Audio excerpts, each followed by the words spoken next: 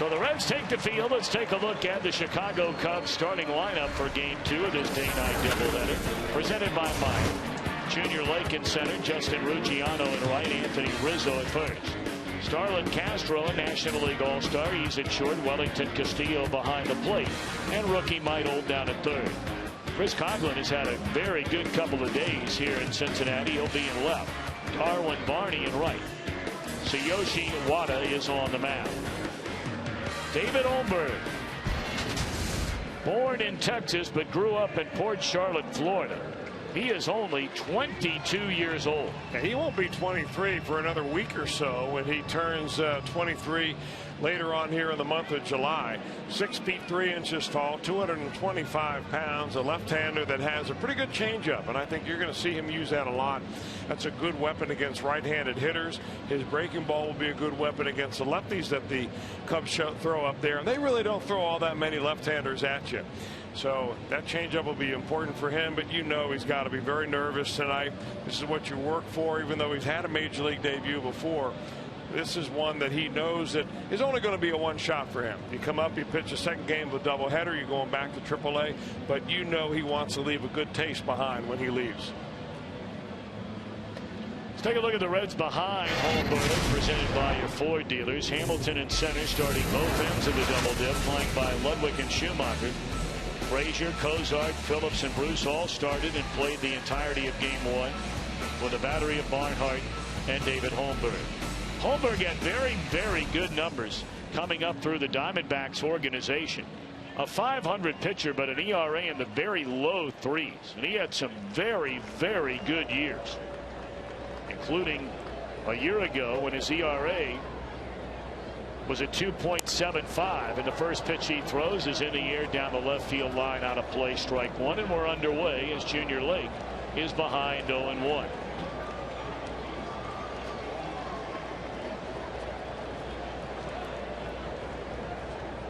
Holmberg, originally drafted by the White Sox in the second round in 2009. Acquired by the Diamondbacks. That was a huge deal, involving Daniel Hudson, who unfortunately for Arizona has been hurt for 2 years. He looked like he had a chance to be a really good pitcher. And that was for Edwin Jackson. Yes, the same one that started and got beaten Game 1 of this series last night. Fly ball off the end of the bat to Billy Hamilton, and that takes care of Junior Lake. That deal going from the White Sox to Arizona was in 2010. And then part of the three-way deal involving Ryan Hannigan, Heath Bell, a couple of other players in a three-team trade, bringing Holmberg from Arizona to Cincinnati during this offseason.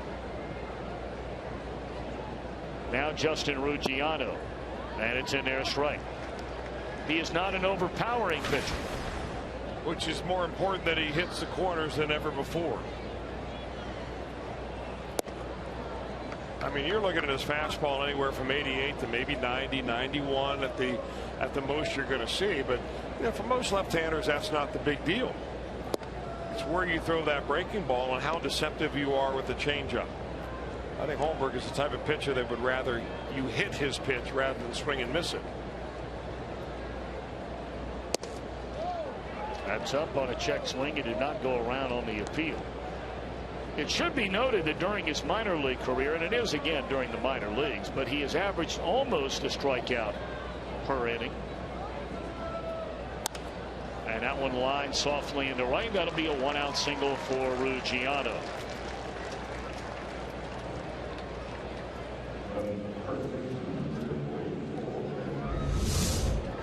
Ruggiano in the hitter's count, and he just gets a pitch that's down. I mentioned earlier, you know, in this series that when Ruggiano comes to the plate, you want to keep the ball down.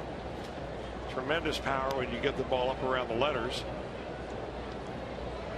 Those throwback uniforms the Cubs are wearing tonight.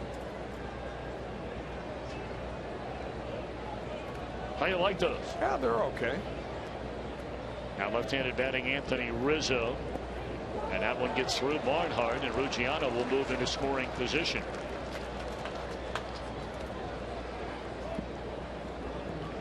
nerves right there. Nerves. You get Rizzo up there. You know, you go over the scouting report with the pitcher, and you know, obviously they say that, hey, Rizzo and Starlin Castro, those are the two best hitters. Those are the guys you got to watch. You know, don't hang your breaking ball. And so the first thing you do is you go out there and you overthrow that slider and bounce it in the dirt. Rizzo, the Cubs leader, with 18 home runs, second only to Castro, and runs batted in with 47. Holmberg a glance back and now to the plate, and it's in there. Oh, it called a little bit low, I guess. 2-0.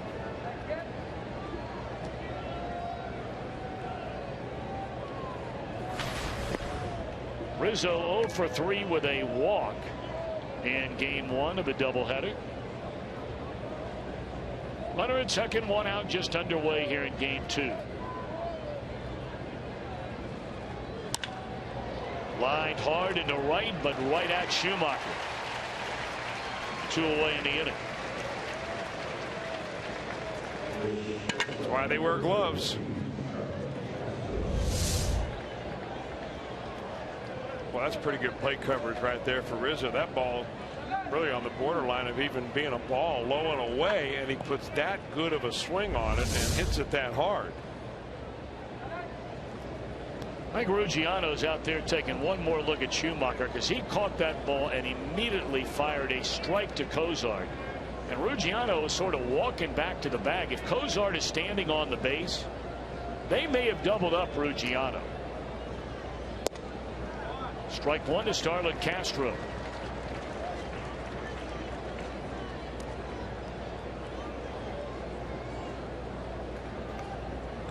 Castro on his way to the All-Star game again this year. It'll be his third at the age of 24 years old. He is only the third shortstop in Cubs franchise history to earn at least 3 All-Star nods, joining the great Ernie Banks. He went to 9 as a shortstop. And Don Kessinger,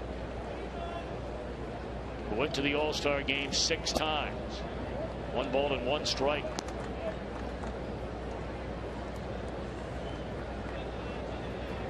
Told you the division leading Brewers will be getting started in about 20 minutes from now. They're at home against Philadelphia. And the Pirates and the Cardinals will be meeting in game 2 of their 4-game series. That's coming up in about 25 minutes from now.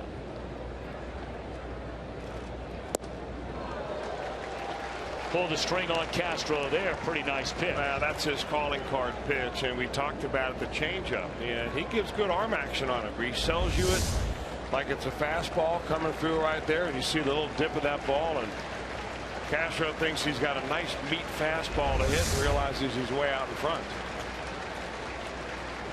So the crowd getting behind this rookie left-hander. He's ahead of Castro, the ball and 2 strikes, runner at second base, 2 outs in the inning. Came with a fastball that misses low and in. You talk about Castro and the other Cubs who made the All-Star team. I would have thought, and I just looked it up to find out, that I would have thought that Sean Dunston had more than just 2 All-Star appearances. 1988, 1990. It just seems like he was a really fine shortstop. He sure was.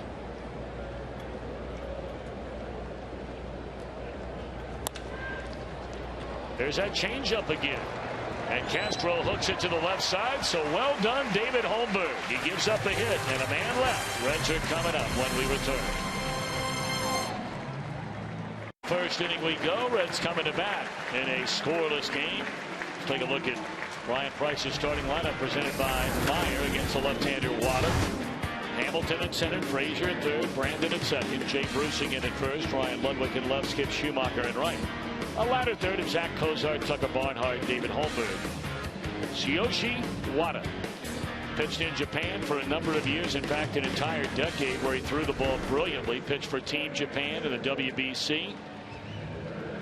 But tonight his major league debut, you see his numbers, very good numbers, at AAA Iowa. Yeah, he was a real control specialist down there. And not only that, but he had a lot of strikeouts too. Only 26 walks, a strikeout per inning, or a little bit even more than that for Wada. He's a guy that relies more on a fastball, where we will see Holmberg rely on his changeup a lot.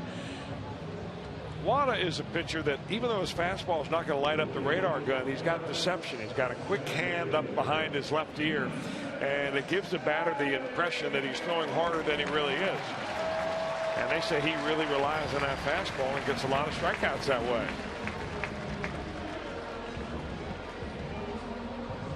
Wada won 107 games against just 61 losses with an ERA of 3.13 in 207 starts, 210 games. While pitching in Japan, his first year was 2003, pitched till 2011. And he'll be facing Billy Hamilton. Hamilton settling in, and a pitch on the way is taken high, ball one. Billy 2 hits, a double, scored a run. That came in the opening inning. Reds scored 3 times in game 1 in inning number 1 against their former teammate Travis Wood. 1-1 on Hamilton, and there's that fastball up in the zone. Yeah, you know, it's almost like facing a smaller version of Tony Cingrani. He throws a lot of four-seamers. It doesn't sink. It almost gives the appearance that it rises. It's a pitch you need to lay off. And he lays off at that time. 2 balls and a strike.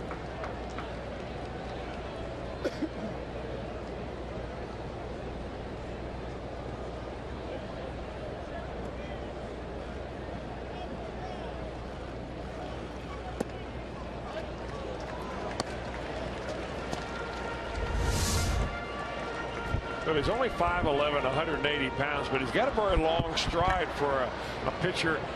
And you see he almost drags his back knee. That shows me he's got a really long stride.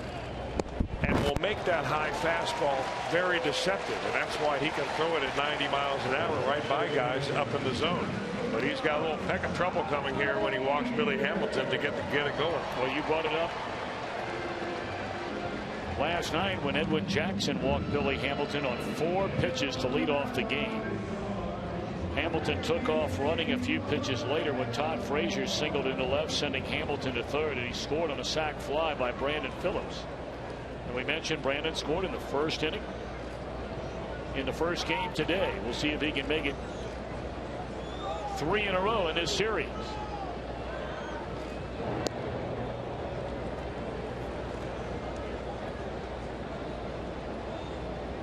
Well, we learned just a short while ago that Todd Frazier has been selected by the National League captain Troy Tulowitzki as one of the National League's participants in the Home Run Derby, which will take place on Monday night at Target Field in Minneapolis. Each league will have 5 players representing their respective leagues. 4 have been announced, with 1 more still to come later in the week. National League will have Tulowitzki, Giancarlo Stanton, Yasiel Puig, and Todd Frazier.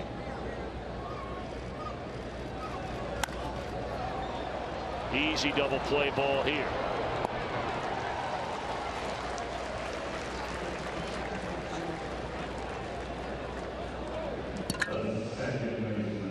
Let's take a look at the Cubs on defense, presented by your Ford dealers. Coughlin starts for the 2nd straight game. Junior Lake in center, Ruggiano in right. Castro, Barney, Rizzo all started in game 1. Old gets a nod in game 2 down at third, with a battery of Wellington, Castillo, and Wada.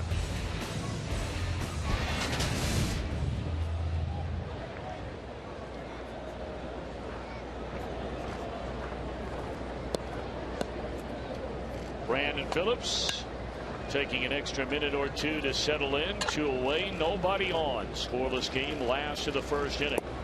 0-1.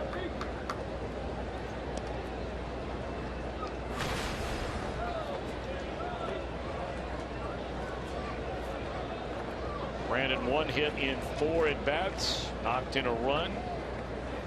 His 2nd of this series earlier today. And it's 2-0.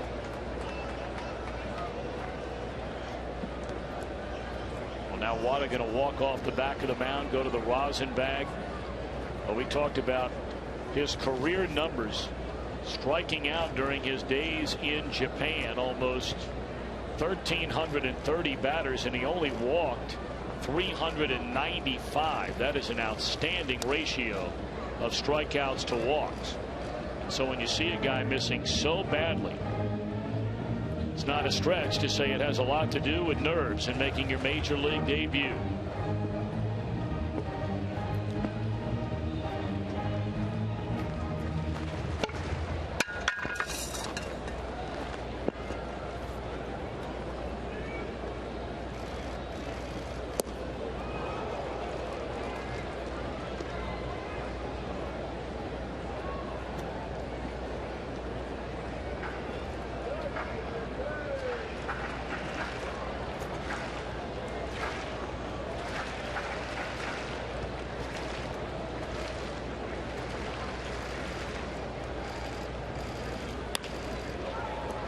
One hopper down to Mike Holt, and that'll do it for the Reds in the first inning.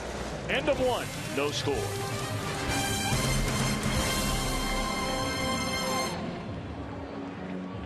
Drilled. If a Red hits a home run off the Toyota sign out by the Power Stacks tonight, Tim Wilking from Cincinnati would win that beautiful new Tundra. And you can register for your chance to win it at an upcoming game. To stop by your Cincinnati and or Northern Kentucky Toyota dealer. Tim, good luck. Good crowd for the back end of this day-night doubleheader. And it has turned out to be a glorious weather night. Couple little pop-up showers just before game time. And certainly cooler temperatures coming in behind it. Wellington Castillo against David Holmberg to begin the second inning. Holmberg allowed a one-out single through a wild pitch, advancing that runner to second base. But he got Rizzo on a liner to right and Castro on a ground ball to short to strand the runner in scoring position.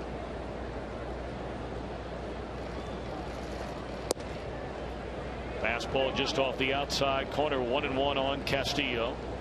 He'll be followed by Mike Holt and Chris Coghlan.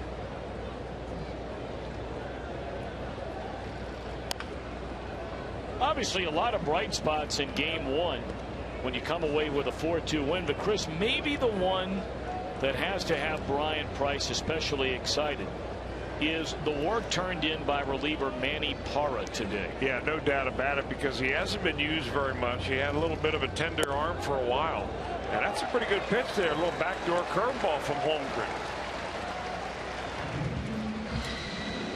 Very nicely done. And you never really know, Tom. I mean, the Reds don't have a lot of left-handers down in the minor leagues that are major league ready. Holmgren might be under consideration, or Holmberg, that is, that might be under consideration to be a left-handed reliever at some point if he puts in a good enough show here this evening. But I think what Manny Parra came out and did today was outstanding. Even though we lost Anthony Rizzo on that bat where he had him 0-2, he came right back with bases loaded, took care of the inning, got a standing ovation from the crowd, and then Jumbo Diaz came in and did a tremendous job. And there were a lot of things to look forward to in this ball game, and I'm sure they're looking forward to seeing how Holmberg will do this evening. 2-1 account on Mike Holt. And that one down and in, 3 balls and 1 strike. Big Jumbo Diaz, boy was he impressive today. Okay, if he locates his stuff, there's no stopping him. I mean, he throws up around high 90s. He's got a slider 88 to 91 miles an hour with a little bite on it. There's a walk issued to Holt. First walk of the game by Holmberg. And here comes Chris Coghlan. Coghlan had a big night here last night. We talked about this young man, and like a lot of people felt like he was going to be an outstanding player for many, many years to come, and it still might turn out to be the case. He's still relatively young. Matched a career high with 4 base hits last night, went 4 out of 5, 2 doubles, scored a couple of runs. Was brought up from Iowa at the very beginning of May, and has played in a little better than 50 games now for the Cubs. That one in the dirt, and the runner stays put. And then in game 1 of this doubleheader, Coghlan clubbed a home run off Johnny Cueto. That's when the Cubs went back-to-back, Coghlan and Sweeney, after the Reds had built a 3-1 lead. That brought them within a run in the 6th inning. Well, the Reds got that run back in the bottom of the inning. Santiago driving in a run, and that turned out to be the final score. Coghlan launches one to right, and it is gone. A 2-run home run by Coghlan, and Chicago jumps in front 2-0.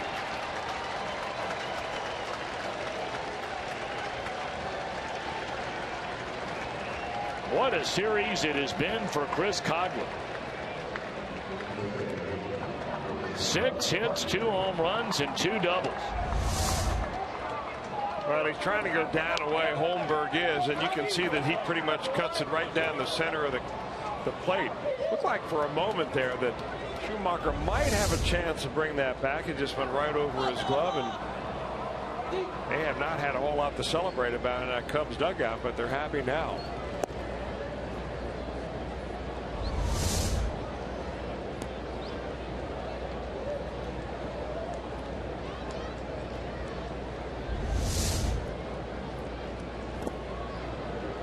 Darwin Barney is swinging a miss on a breaking ball. 1 ball and 1 strike.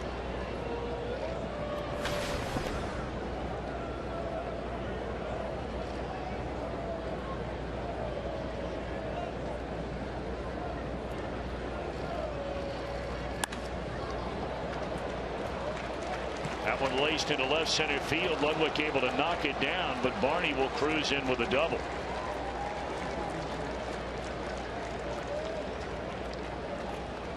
Third hit of the game. And the Cubs have a runner at second with 1 out, leading 2-0 here in the 2nd inning. And the pitcher Wada coming up. I think this is the changeup, and you see that circle change grip.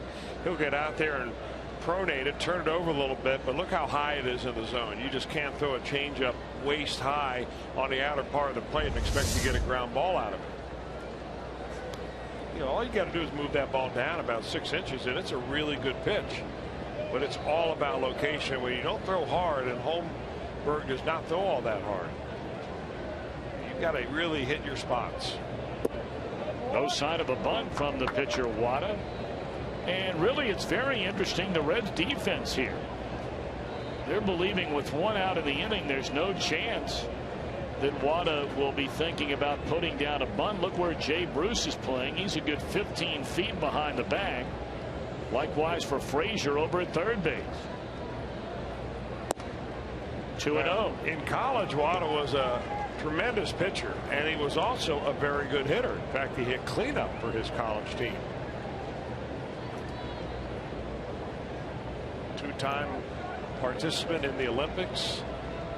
First played for Japan in 2008 in the World Baseball Classic.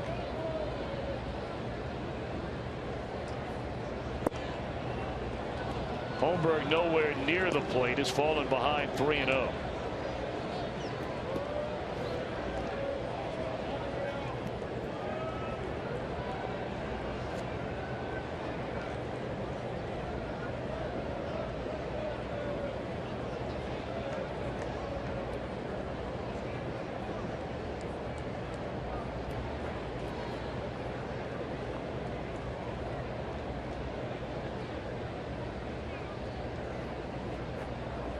And he walks the opposing pitcher on 4 in a row.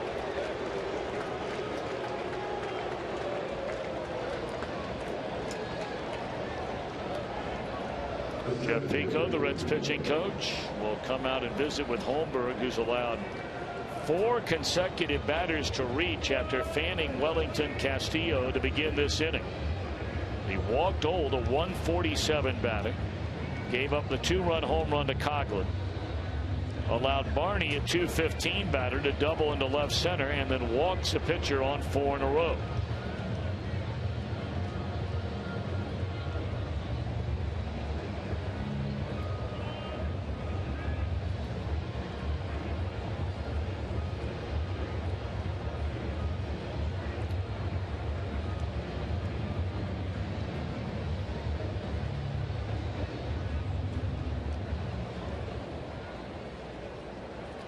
Well, the important thing for David Holmberg right here is to stay aggressive. Don't start picking at the corners now that you've walked the opposing pitcher. You put that away in your head and you go right after Junior Lake. You got him out on a changeup before. You concentrate on keeping the ball down.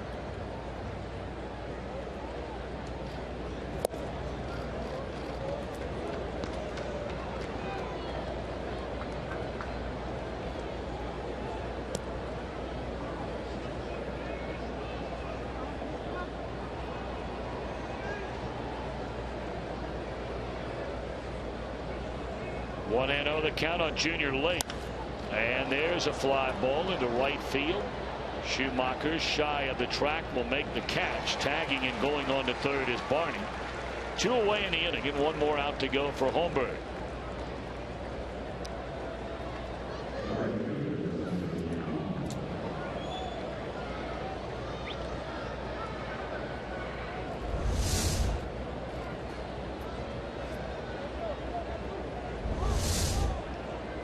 One of the things, Chris, you notice right away is that Holmberg works off the very third base edge of the rubber. What does that tell you, if anything? Tells me he likes his changeup, because his best pitch, he's going to face the majority of right-handers, and his changeup will move away from right-handers, and that'll give him the best angle.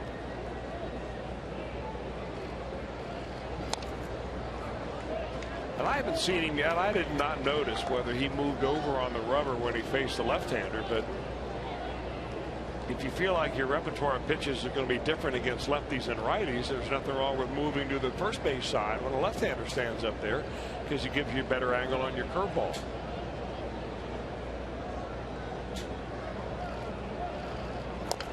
Back-to-back changeups, and he'll have a chance to end the inning with a good throw, and he does. So a good recovery there. Retiring Lake and Ruggiano. Coghlan homers, and the Cubs lead 2-0. By Elk and Elk, serious lawyers for serious injuries. Call 1-800-ELK Ohio. Take a look at the Reds starting pitching. Going back to June the 21st, they played a total of 151 innings. 82% of those innings, the highest among all teams in Major League Baseball, have been thrown by the starting pitchers, and that includes Johnny Cueto's outing, working into the 7th inning today. They have just been unbelievable. And Chris, you just think of what a little more offense from this team up until this recent run. But I mean, heck, they were shut out 3 times last week alone. You think about any more offense going back to when this season began, and what this Reds record right now at 5 games over 500, what it would look like. You're right, because the bullpen has been pretty much airtight on those games in which they lead, you know, going into the 8th or 9th inning. You know, the other thing you consider when you look at that stat that we just showed you about the number of innings pitched by starters, so many teams out there, even good teams, struggle with their 4th and 5th starter, especially their 5th starter, and rarely is it the same guy all year long. Oftentimes it's, you know, a guy you got out of AAA, and then maybe a journeyman 4A pitcher, and then you trade for somebody else, and so on. The Reds have not had that problem. They send 5 quality pitchers out at you day after day after day, and that is something that very few managers in the major leagues have, that particular little chip in their pocket. And really, you know, knowing that Matt Latos was going to begin the year on the disabled list, as Jay Bruce leads things off here in the bottom of the 2nd inning with the Cubs leading 2-0, and it's 0-2. Alfredo Simon was the number 5 starter in the Reds rotation when this season began. And when he pitches tomorrow, he has a chance to be pitching for the most wins in the National League.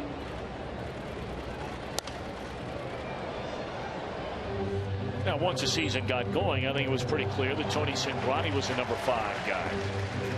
And ever since Latos has come back and Cingrani's gone back to the minor leagues, I don't know how in the world you could ever decipher who would be considered on this staff right now the number 5 guy. None of them. Well, it really doesn't matter. It really doesn't matter. I mean, at the end of the year, when you get to the postseason, you don't worry about who is 4 and 5. You worry about who is 1 and 2. No, but what I'm saying is that if you had to decide on a postseason starting rotation tomorrow, you would have a really hard time making that decision. If you're Brian Price. I mean, we know Johnny Cueto, but after that, you can make an argument for every single one of those guys. Sure could. Darwin Barney, a nice play there to his right. Throws out Bruce.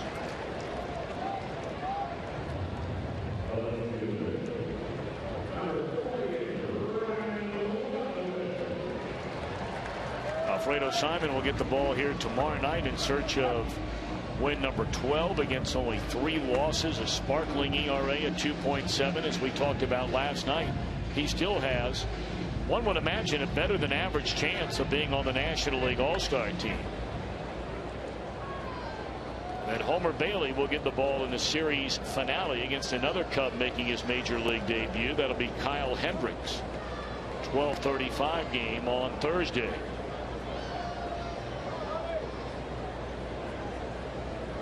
Philadelphia's jumped in front of Milwaukee, already scoring a run in the top of the first inning.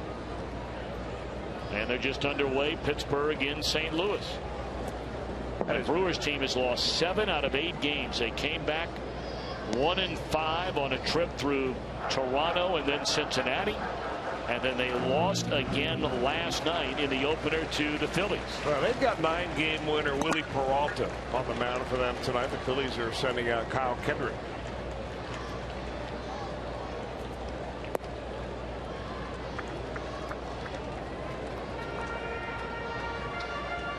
I can imagine, though, that the Brewers are beginning to hear some footsteps, not only from just one team, but from 3 teams, kind of breathing on each other.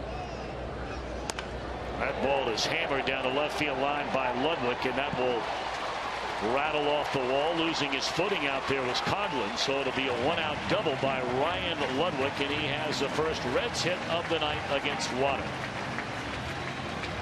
And Ryan was not too pleased about the first pitch that he saw that was called a strike. He looked back at the home plate umpire and said, "What?" And then Wada tries to get a fastball in, and Ludwig, if he had gotten a little bit more air under this ball, would have had a chance to get out of here.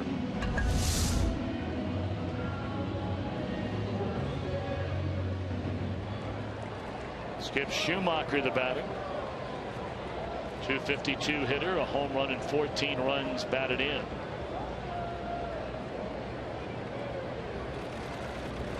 Ball 1 away.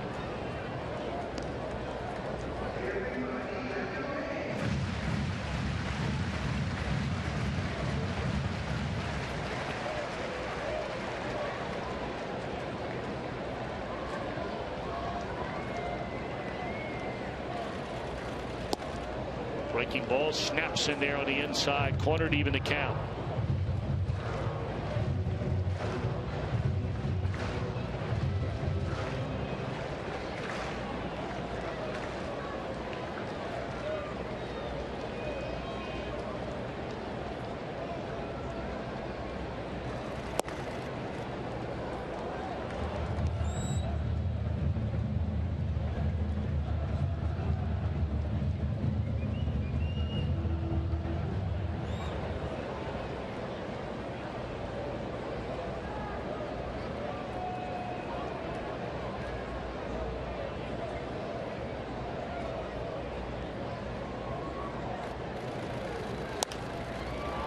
Short left field, coming in Coghlan to get it. And retreating back to second base, Ludwig, 2 out. Well, right now you can tweet your fan photo using hashtag #OhioFanPhoto, and perhaps we'll show it during an upcoming game. It's brought to you by AT&T. We'll have our fan photo of the game coming up later tonight. So now a 2-out scoring chance for Zach Cozart.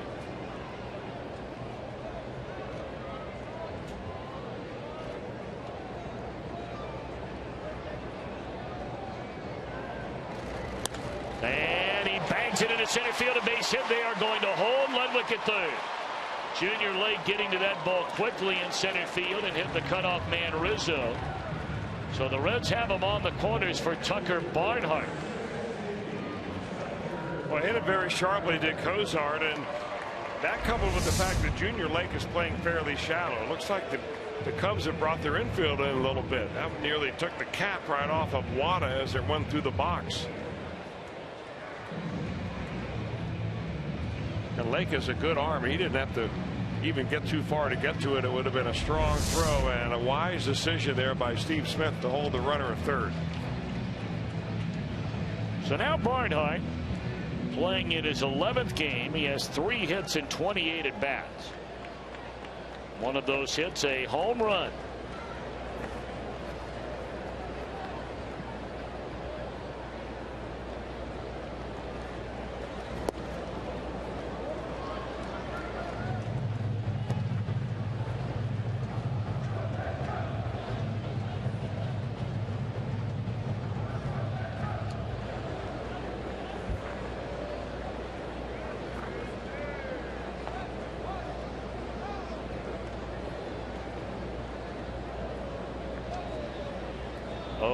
To Tucker Barnhart,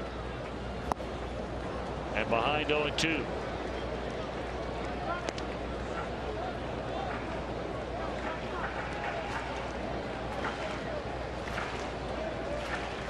Ludwig with a 1-out double here in the 2nd inning.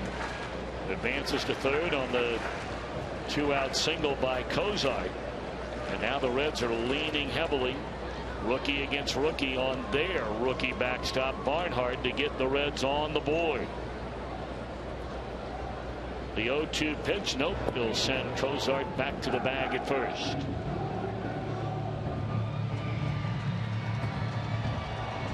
Well, if you're thinking that they have seen each other before because they've both been all year long in the minor leagues, not the case. The Iowa Cubs are in the PCL, Pacific Coast League. Of course, the Louisville Bats are in the International League.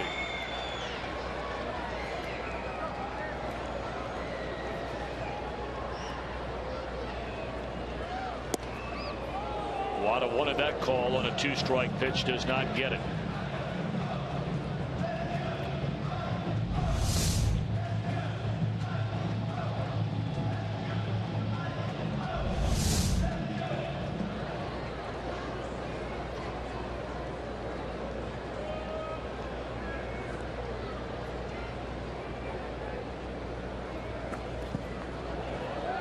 Nice block there by Santiago to Wellington Castillo. I beg your pardon. That's textbook there by Castillo. He had no choice.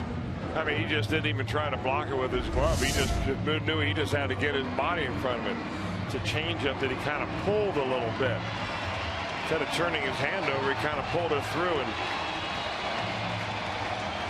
he's obviously been watching some CBTS Tech Talk. 2-2 on Tucker Barnhart with 2 on and 2 men out. I have no doubt that Wellington Castillo, as he travels around the National League and sometimes during interleague play, he is having the Cubs video coordinator make sure that he is dialed in to CBTS Tech Talk. Now, we've had all the catchers break it down, including Mike Stefanski, who might break it down better than anybody I've ever seen. Back to the mound. And Wadigan underhand to first, and that'll end the inning. The Reds strand a couple, and they're down a couple at the end of a couple from Cincinnati. Live page. Check out awesome photos of the majestic sky at Great American Ballpark last night and see what NBA insider Sam Amico has to say about the latest on NBA free agency. Check it all at foxsportsohio.com. Brought to you by 1-800-SAFE-AUTO. Drive safe. Spend less.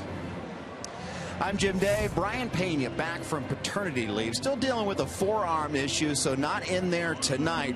But congratulations to him, because his wife gave birth to their 3rd child, and he was gracious enough to share a couple of pictures. Meet Isabella right there, 7 pounds 6 ounces, 20 inches long. And right now he's got 2 boys and 1 girl. And there you see all the kids with Brian right there. Big smile on his face. And Tom, you mentioned earlier about me predicting the next baby.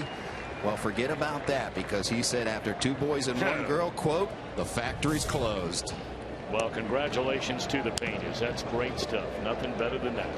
Greatest miracle of all.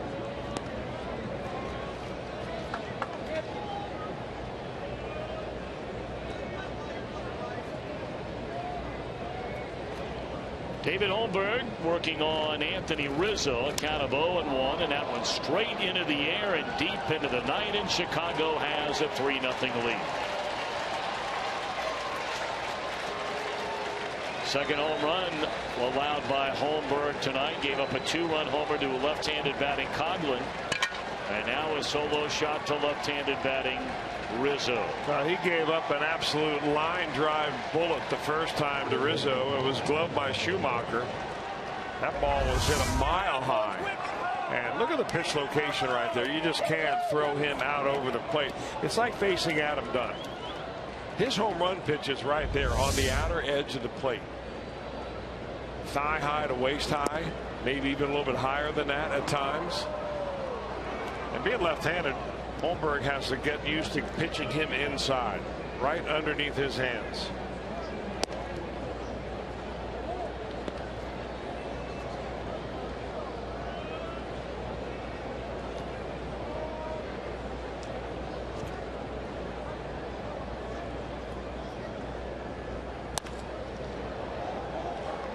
That one dumped into right field, a base hit by Castro. It's already 5 hits for the Cubs in the game tonight, and we're 3 batters into the third inning with nobody out.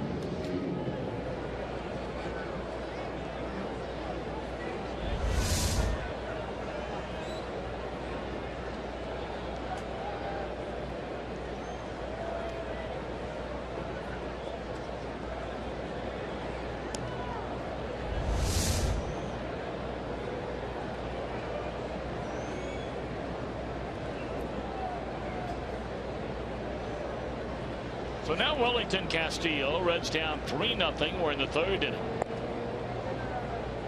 Castro not much of a base stealing threat despite his youth. Only a couple of steals. He's been thrown out a couple of times.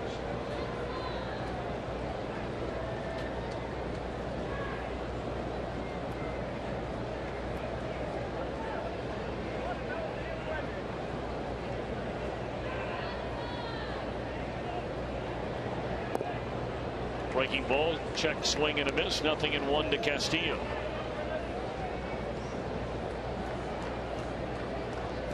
Brewers have tied the game against Philadelphia 1-1, and they have the bases loaded in the bottom of the first inning. Pirates and Cardinals are scoreless that game in the second. Well, the game that matters to the Reds is a game in which they are playing. And they have fallen behind 3-0 here in the top of the third inning.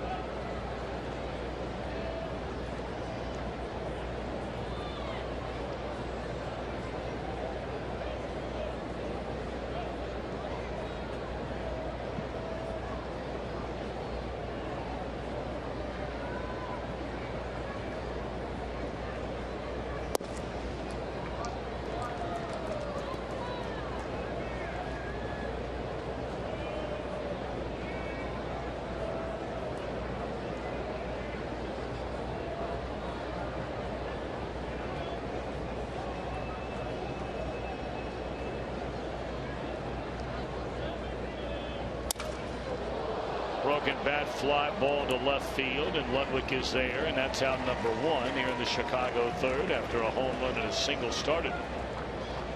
Well, Fox Sports Ohio has taken over the Reds ticket office tonight, and we have a great deal for you. Tickets to this Friday and Sunday's games against the Pirates. $10. You can get a ticket right now. $10. You have to go to Reds.com/FS-Ohio right now. Use the code FS10, FS10, and you can get a $10 ticket to either Friday night's game or Sunday afternoon's game this weekend when the Pirates come to town. Fly ball into left field by Mike Olt, and that is the third home run allowed by Holmberg, and it is 5-0 Chicago.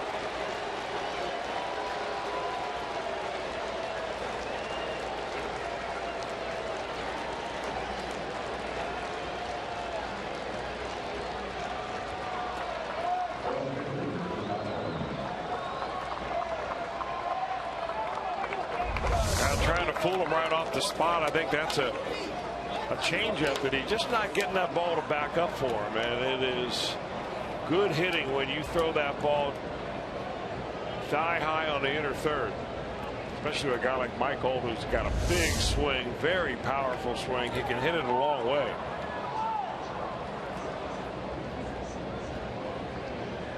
Three home runs allowed by Holmberg in a 5-0 Chicago lead. The Cubs have scored more runs in the last 2 innings, or as many runs in the last 2 innings as they have scored in the first 2 games of this series.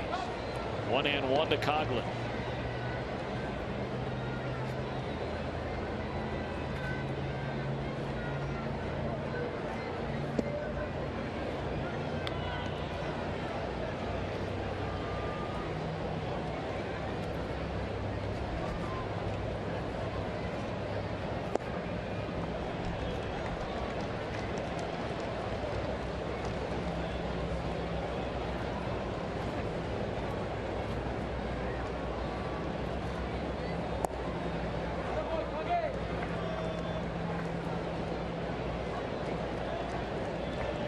Well, the Reds have action in their bullpen already.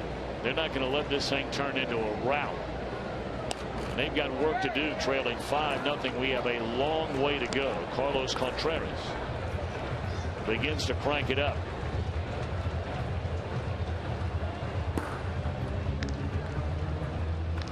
Now, the Reds had a decision to make, and it really came down to 2 pitchers as to which one they were going to bring up for a spot start in this series. And they went with the youngster. They went with Holmberg here tonight. And they also had available Chen-Ming Wong, who of course pitched for the New York Yankees for a number of years. He's bounced around since then, but 19-game winner in the major leagues. A number of injuries, and he's having a very good year. And of course, part of the problem with Wong is that he is not on the 40-man roster. That sometimes it's tougher for a club to make that decision when you have to take someone else off the roster, expose them to waivers, and maybe be picked up by another ball club. And with the way that Holmberg was evidently throwing the ball, at least according to the reports that we heard, Tom, and you know, we didn't get down there to see him. I haven't seen any video of him, but I'm sure he's going to tell you he just wasn't hitting the spots tonight. And when you hit your spots here, they hit you. And he has walked the left-handed batter Coghlan. 3 of those in the game, including 1 of the pitcher. And C.J. Pico on the telephone.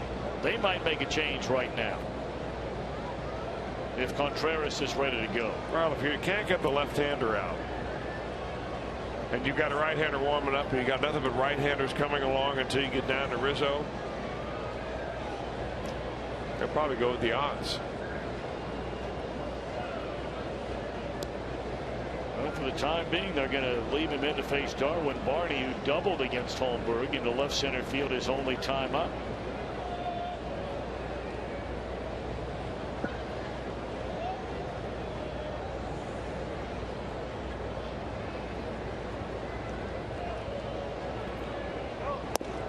So the Cubs have 5 runs, and 5 runs is a number of runs the Milwaukee Brewers end up scoring in the bottom of the first inning.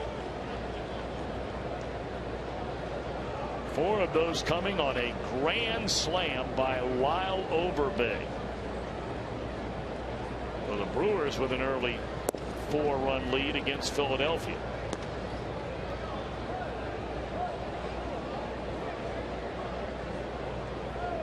Reds, after their win in game 1 of the doubleheader, had moved into a 3rd-place tie with the Pirates.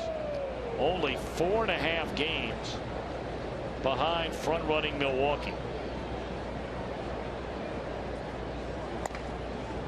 Little nubber. Some indecision there, but the runner is safe at first base. Of course, you have a brand-new first baseman. The pitcher did not go for the ball. He went to the bag. Jay Bruce wasn't sure if he was going to get the ball or going to go to the bag. And everybody's safe. Now, this can be a hairy play even for an experienced first baseman, because you've got to flip the ball to a pitcher who now has his back turned to first base. Holmberg simply too late getting over there. So the Reds' debut of Holmberg is a short night, and it might turn into a long night.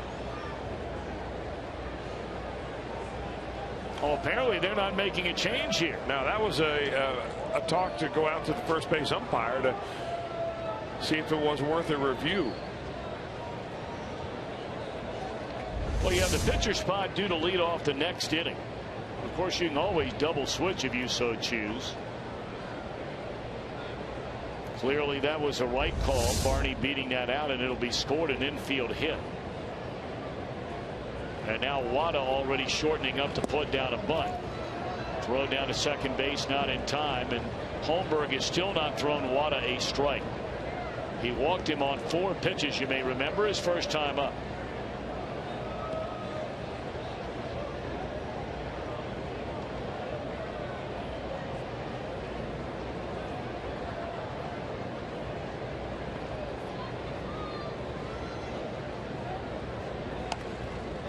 Bunted. And Holmberg will take the out at first. Looked like he had a play at third, but he feeds Brandon Phillips in the bag. Give Wada the sacrifice, and there are 2 outs in the inning. And now the Reds are going to make a change with right-handed batting Junior Lake coming up. 2 2/3 for David Holmberg in his Reds debut here tonight. He allowed 7 hits, 3 walks, and 3 home runs, and leaves trailing with runners at second and third, 5-0. Contreras, our skyline, called to the bullpen. We'll be back in a moment. What's going through David Holmberg's mind right now? I mean, that's clearly not the kind of outing he was hoping for when this one got underway. His first game in the big leagues as a Red. You know, Tom, it's just one of those games where it just snowballs on you. He didn't get his first pitches in there for strikes, so that the Cubs are waiting back on him, and you know, he made mistake pitches. And when you make mistakes here, they are going to be all over them. 3 home runs he gave up on pitches that he's going to go back and look on the video, and he's going to say, man, I threw that ball right down the middle. But at 22 years old, there'll be another day for David Holmberg.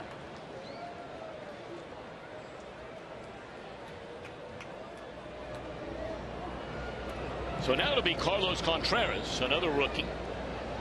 Comes in with runners at second and third and 2 outs. Hey, this is an important batter in this game. 5-0. You've got a shot. 7-0. You've got a shot, but it is a long shot. Contreras working in his 3rd game since being brought up from the minor leagues. And it looked like Lake went around, and on the appeal, agreeing is Mark Wegner. 1 ball and 1 strike.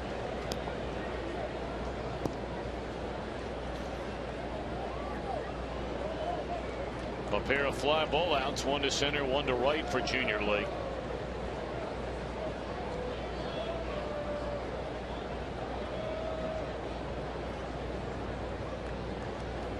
Runners at second and third. And that time they say he didn't go around.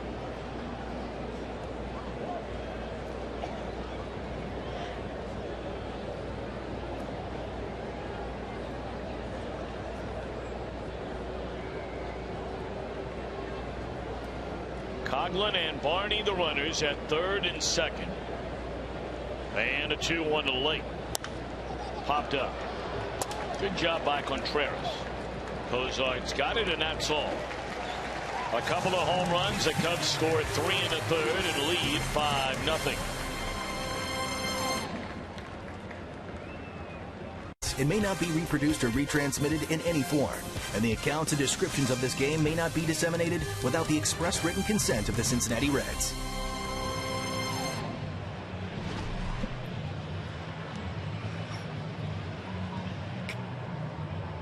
Well, a reminder coming up later on, we'll have our Miller Time moment brought to you by Miller Lite.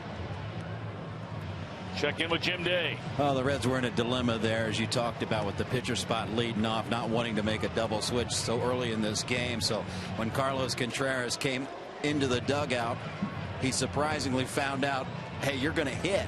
He looked around and had to figure out a batting helmet for him. Then he went through the bat rack and went through about 6 bats before Todd Frazier handed one he liked. He stepped into the on-deck circle, and then Billy Hamilton said, hey, man, you want some batting gloves? So Billy Hamilton gave him some batting gloves. So he's finally ready and digging in, see what he can do. Already this 23-year-old Dominican. So this is kind of like a team at bat right here. A little bit of this, a little bit of that.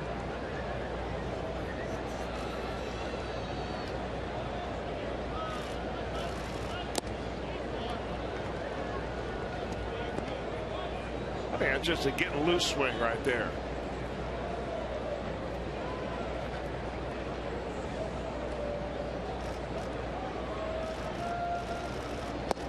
And he strikes out on 3 pitches, 1 away. The first strikeout, first major league strikeout for Wada. Reds are down 5-0, but we're only in the bottom of the 3rd inning.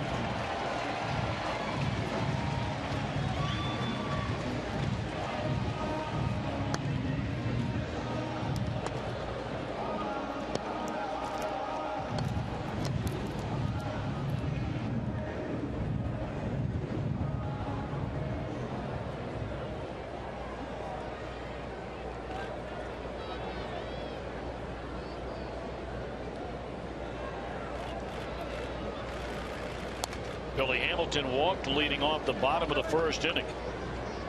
And before he could even think about running, Todd Frazier bounced into a double play.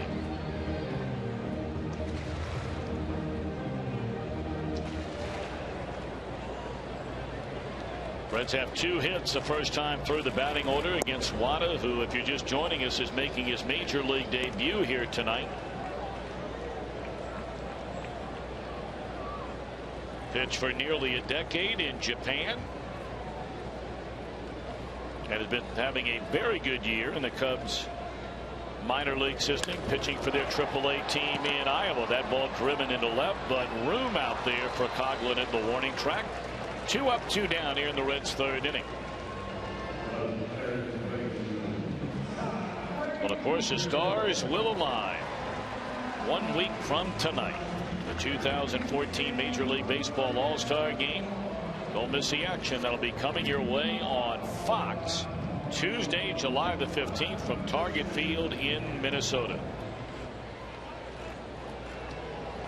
We brought up last night the Reds organization sending right around 30 members of their front office, all different levels of the organization and all the different areas of the organization, to go take a look at everything that goes on in and around leading up to, during, and after an All-Star game.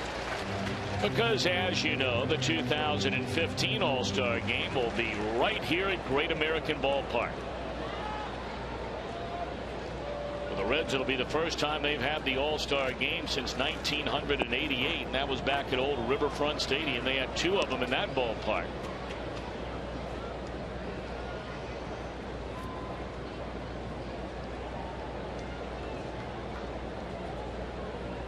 Two and one on Todd Frazier.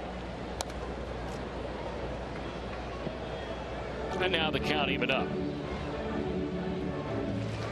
Now, I've never been to Target Field. Have you been there yet? Have not, no. Curious what kind of a home run hitter's ballpark that place is. Talk about Todd Frazier. He'll be part of the home run derby for the National League. That was announced just before the game tonight.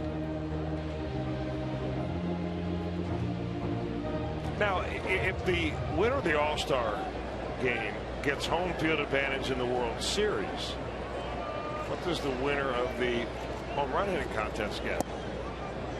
I don't know. I know that they have a chance when they go up there to win fans something. A new home, if I'm not mistaken. That's pretty cool, yeah.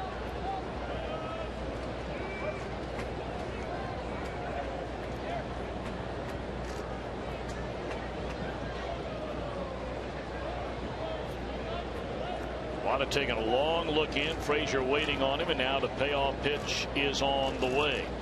And that one lined into the mid of a diving Darwin Barney, and that's a nice play by the Cubs second baseman. And he gets a nice round of applause from the crowd here in Cincinnati for that effort.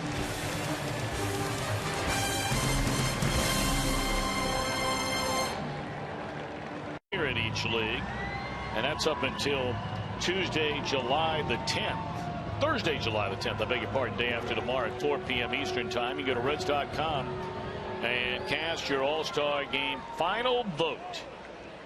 Anthony Rizzo of the Chicago Cubs is one of the 5 players left on the ballot for the National League team as it's ball 1 to Justin Ruggiano for Carlos Contreras.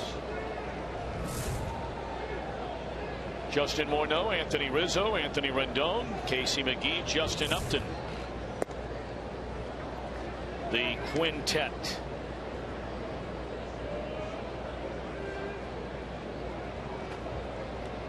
That you can choose from to be the final member of the National League's All-Star team. 3-0 on Ruggiano.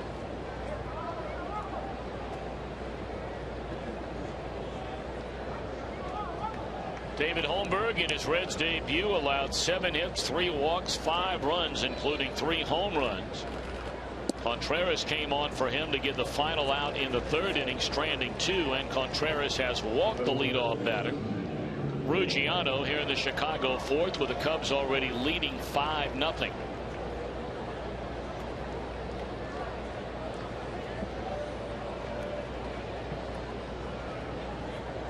You know, it goes back to something that Chris was talking about earlier and how unbelievable, and it truly is the word to describe this Reds starting rotation and the way this group has pitched. 6 of them before tonight. Here's a swing and a miss on a ball that hit Rizzo, but he'd already swung the bat. Didn't that hit him?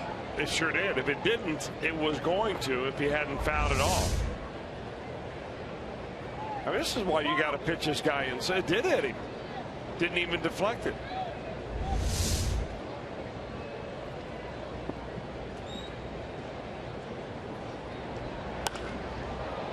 Straightaway center field for Billy Hamilton. 1 out.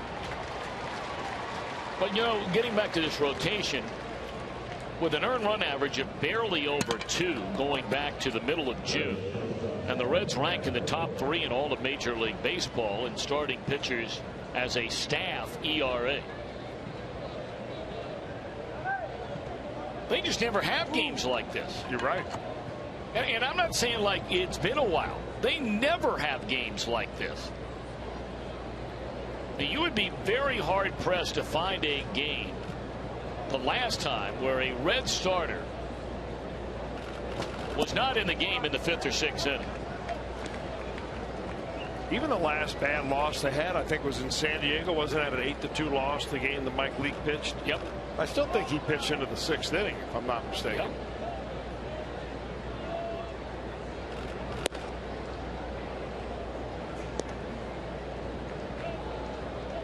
Yeah, but these are the kind of games that there are a lot of teams out there that suffer from several times a month.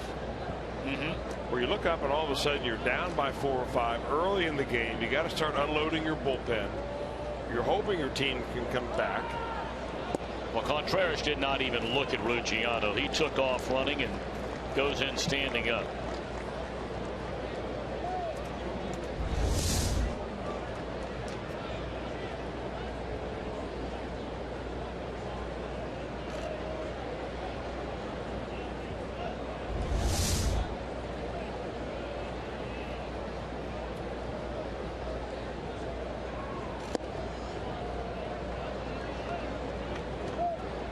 And 1 now on Starlin Castro.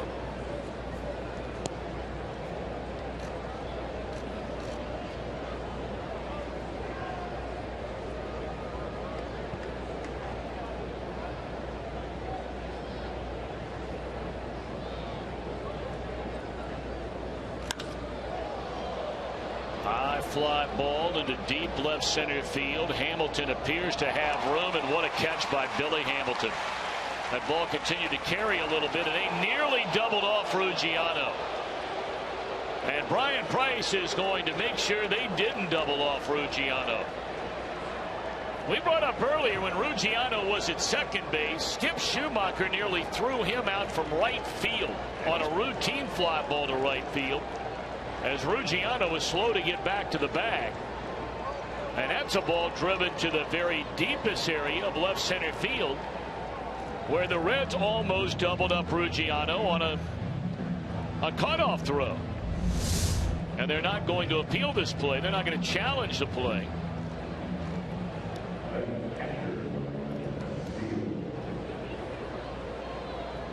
That's just good baseball. That is crisp baseball Really right crisp. there. I just love the way that Kozar gets his ball and doesn't even hesitate and just fires it on the money.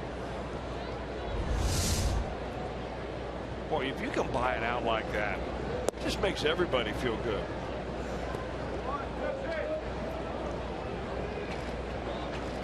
Well, this Reds defense has just been spectacular the entire year. Between the starting rotation and the defense, those are without question the two best and most consistently solid performing areas of this team this year. The offense has been real up and down. The bullpen has been up and down outside of, by and large, LeCure, for sure, Broxton and Chapman, once both of them came off the DL. But man, you look at starting pitching and you look at team defense, the Reds have committed the fewest number of errors of any team in baseball.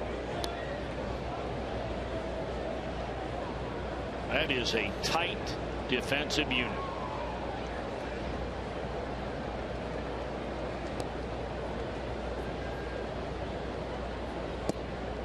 And I don't know what's going on in Milwaukee tonight, but the Phillies got a run in the first inning. The Brewers got 5 in the bottom of the first inning. The Phillies have scored 5 times, and they are still batting in the top of the second inning against Willie Peralta, if he's even in the game. 3-2 now on Wellington Castillo. Brewers came in here and pitched well over the weekend, that's for sure. But they're not getting the same pitching that they've received most of this year over the last couple of weeks. Now, both starters are still in that ball game. Kyle Kendrick has given up 5. Peralta has given up 6. 3-2 to Castillo, and he went around a foul tip out of the mid of Barnhart. Hey, another game that is interesting as far as starting pitching goes is that game that they had in Detroit between the Dodgers and the Tigers. Injun Ryu, who really shut down the Reds, pitched 2 1/3 and gave up 10 hits and 7 runs, and Justin Verlander gave up 5 in the first inning. Wow, although he is still in the ball game. And we understand that they were booing Justin Verlander in Detroit during that first inning tonight.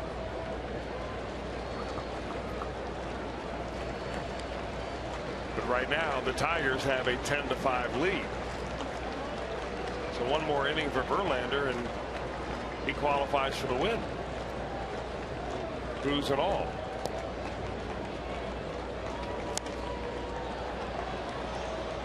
In the air over to the third base side, and a third consecutive foul ball out of play off the bat of Castillo.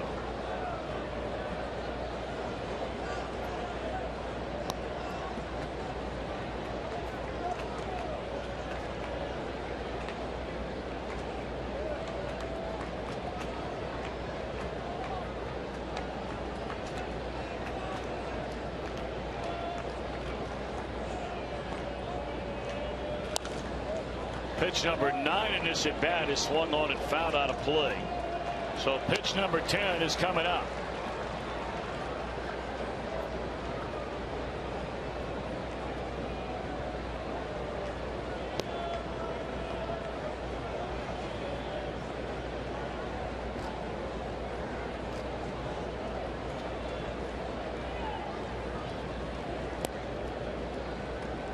Two once more on Wellington Castillo.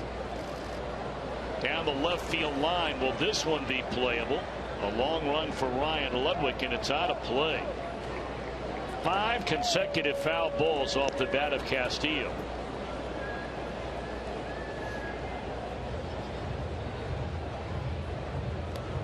21 pitches been thrown by Contreras in this inning. 10 of the 21 in this at bat alone.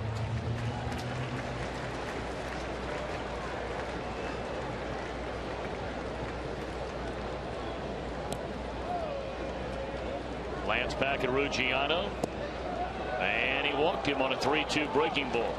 So the inning will continue for Mike Holt.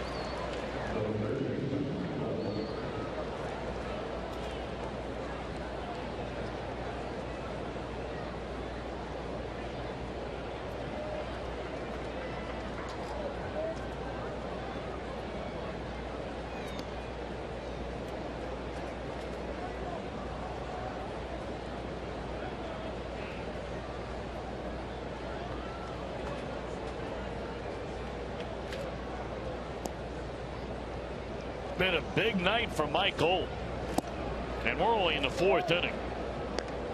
He walked and scored in the 2nd, hit a 2-run home run to left field his last time up.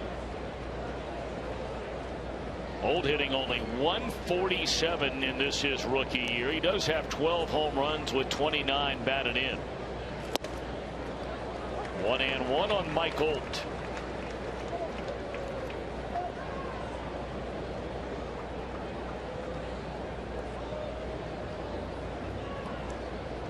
Contreras a pair of walks in this inning, trying to keep it at a 5-0 ball game.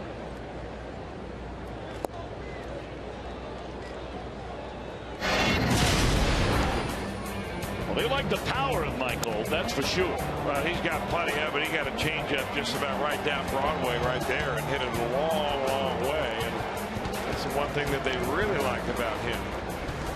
Of course, he was a former #1 draft pick by the Texas Rangers.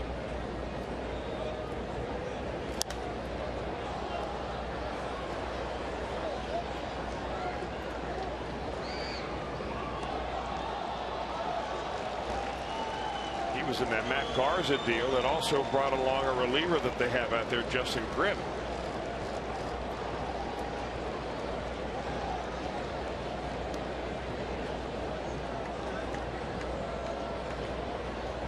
Garza wound up signing as a free agent with the Milwaukee Brewers. Pitched a very good game here on Saturday night in a 1-0 win. Hamilton will chase it down in right center, and that's all. A scoreless 4th. Reds are down 5-0.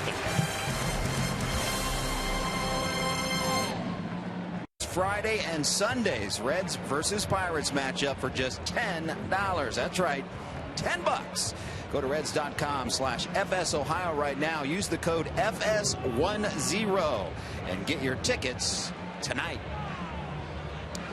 I'm Jim Day. Sun about to set here at Great American Ballpark. As you take a look at the sky, it's well, what a difference a day makes, because this sky right now, very much different than the sky we saw about this time last night. Take a look at a couple of pictures from last night, as it was unbelievable, the sky. And you guys talked about it last night. It looked like a kaleidoscope at times, just changing per second. And look at a shot from looking out from the third base view. Unbelievable pictures last night. A funny line, Tucker Barnhart said that Mike leaked between innings last night when he was resting while he was pitching, looked at him and said, "Are we all going to die?" Wasn't that bad. It was kind of eerie, but at the same time, very beautiful. It was incredible last night. In fact, I was out very early this morning walking our dogs and saw a couple of other fellas around the neighborhood doing the same thing before they went off to work. And that's all they were talking about. Never seen anything like it. And I think a lot of folks around the area would concur with that. Just a regular beautiful night here tonight. Beautiful summer night. Crystal clear skies. Reds have some work to do. They're trailing 5-0 against Tsuyoshi Wada, making his major league debut here. He has walked one batter. He allowed 2 hits in the 2nd inning, but got Tucker Barnhart on a comebacker to the mound, stranding a pair.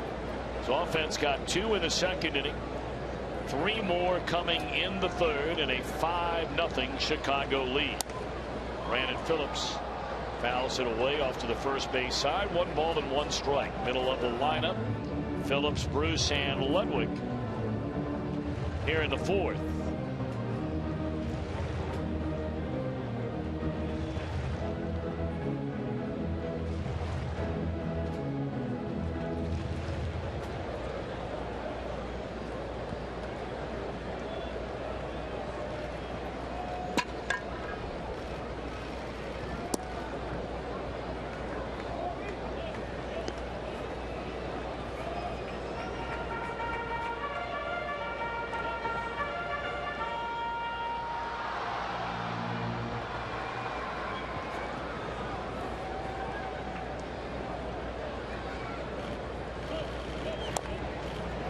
Miller up the first baseline foul. 2-2 to Brandon Phillips.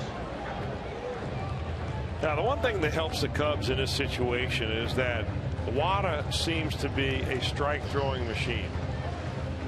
And the easiest way to get back into a ball game is have the opposing pitcher begin to walk you, put runners on base, especially in this ballpark. But he obviously, over, 33 years old, he knows the value of throwing a ball over the plate when you're 5 runs up. Phillips gone swinging, and that is his second strikeout of the night for Wada.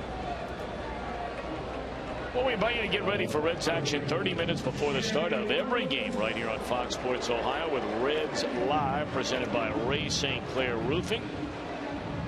They coming your way again tomorrow night, 6:30 Eastern time, and then again on Friday night. No television on Thursday for that 12:35 game, the finale of this 5-game series. Jay Bruce looks at a slow breaking ball in there, strike one.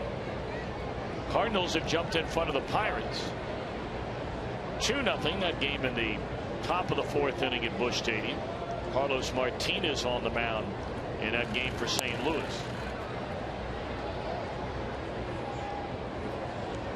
Cardinals are trying to survive. They're going through what the Reds have been through most of this entire year. They're getting hit with a ton of injuries, seemingly at the same time, and seemingly for the Cardinals, all of theirs coming in their starting rotation. They lost Jaime Garcia and Michael Wacha 2 weeks ago on the very same day. It coincided with the very following day. Shelby Miller had to leave a game with back problems after a couple of innings, and he's not been the same since. The only guy they've been able to count on is old, reliable, and that's Adam Wainwright. Initially breaking back was Junior Lake, but had enough speed to come in and get it. And Wada's retired the first 2 here in the Reds' 4th inning.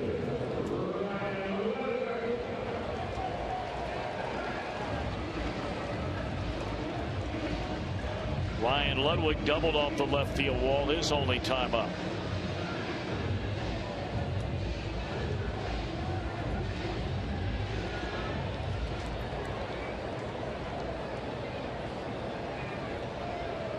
Well, that's one reason why you read from time to time, and this time of year you hear so many rumors that the Cardinals might be in the David Price pursuit, because they really feel that they're not really sure when they're going to get Michael Wacha back.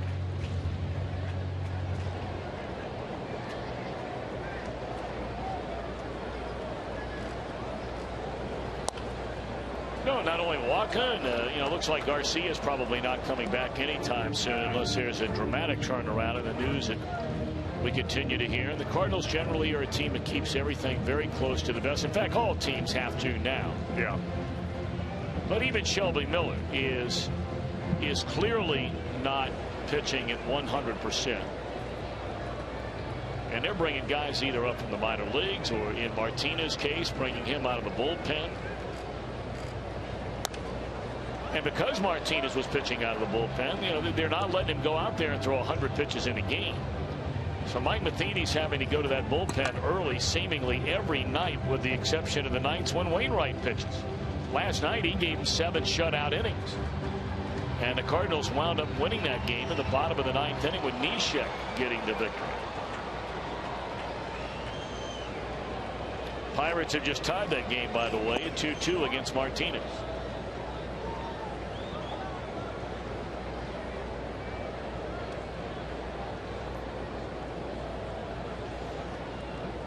We were talking last night about what a great job the grounds crew does here at the ballpark, and all the ushers and the concessionaires and how hard they work. Having a chance to watch the people and the folks they bring in to clean this stadium up in between games. Well, you talk about a group that gets a job done. A tip of the hat to them. This ballpark sparkling clean when this second game of the doubleheader got underway. Let's create great dishes together. Buy Toyota. For over 30 Toyota offers, visit buyatoyota.com. By T-Mobile, Tuesday Night Baseball. And by B-Dubs. Kick off your afternoon at B-Dubs with the best seats outside of Brazil this summer. Buffalo Wild Wings. Wings, beer, sports.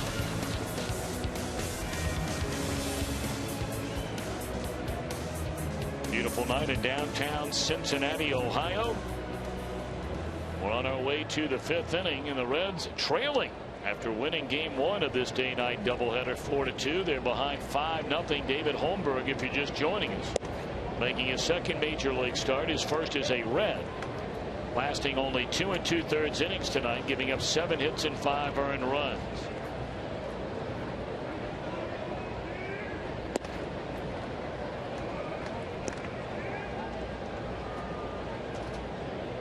Chris Coughlin's been bringing the energy to this Cub lineup. Look at those numbers during a 9-game hitting streak. He has 6 hits in this series.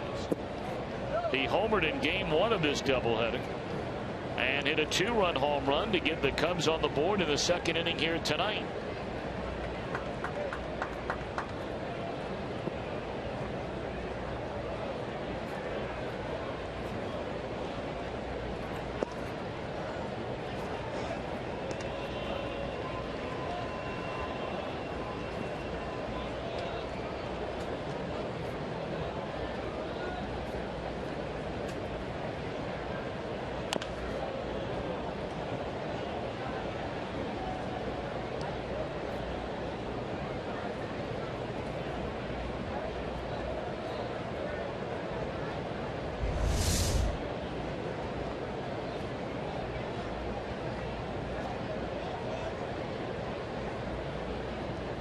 That'll get him barking a little bit.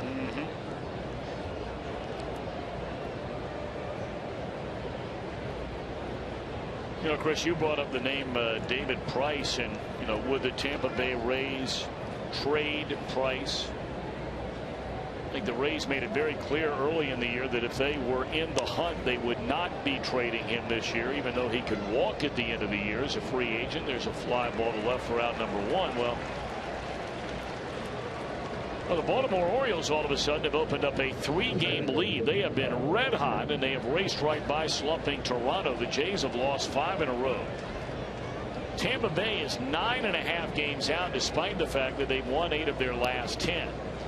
And a lot of the rumors in St. Louis and a lot of the rumors around baseball that if the Cardinals want David Price, that conversation would begin with Oscar Taveras, their highly touted young outfielder, as being a player that would be moving the other way. And a lot of the folks in St. Louis say no way. At least that's a word on the street. Well, I guess it comes down, Tom, to a decision for the Cardinals, like the same decision that the Oakland A's had to make this year. They gave away maybe one of the top prospects in baseball back to the Cubs when Addison Russell was sent over here. And they say that he may be the best prospect that the Oakland A's have ever had. That one in the hole and through the hole in the left field base hit. Not to interrupt you, I got to correct myself. Something I said. Price is not a free agent until after next year. So Billy Beane decided, well, this is the year that we're going to go for it. Now they're in a different market size, I think, Oakland and St. Louis. With all the injuries that the St. Louis Cardinals have, I mean, there's a certain argument to be made for saying, hey, you know what? We've got a pretty good team. We think that we can go for it and get it again. If we're one pitcher away, that's the piece we need.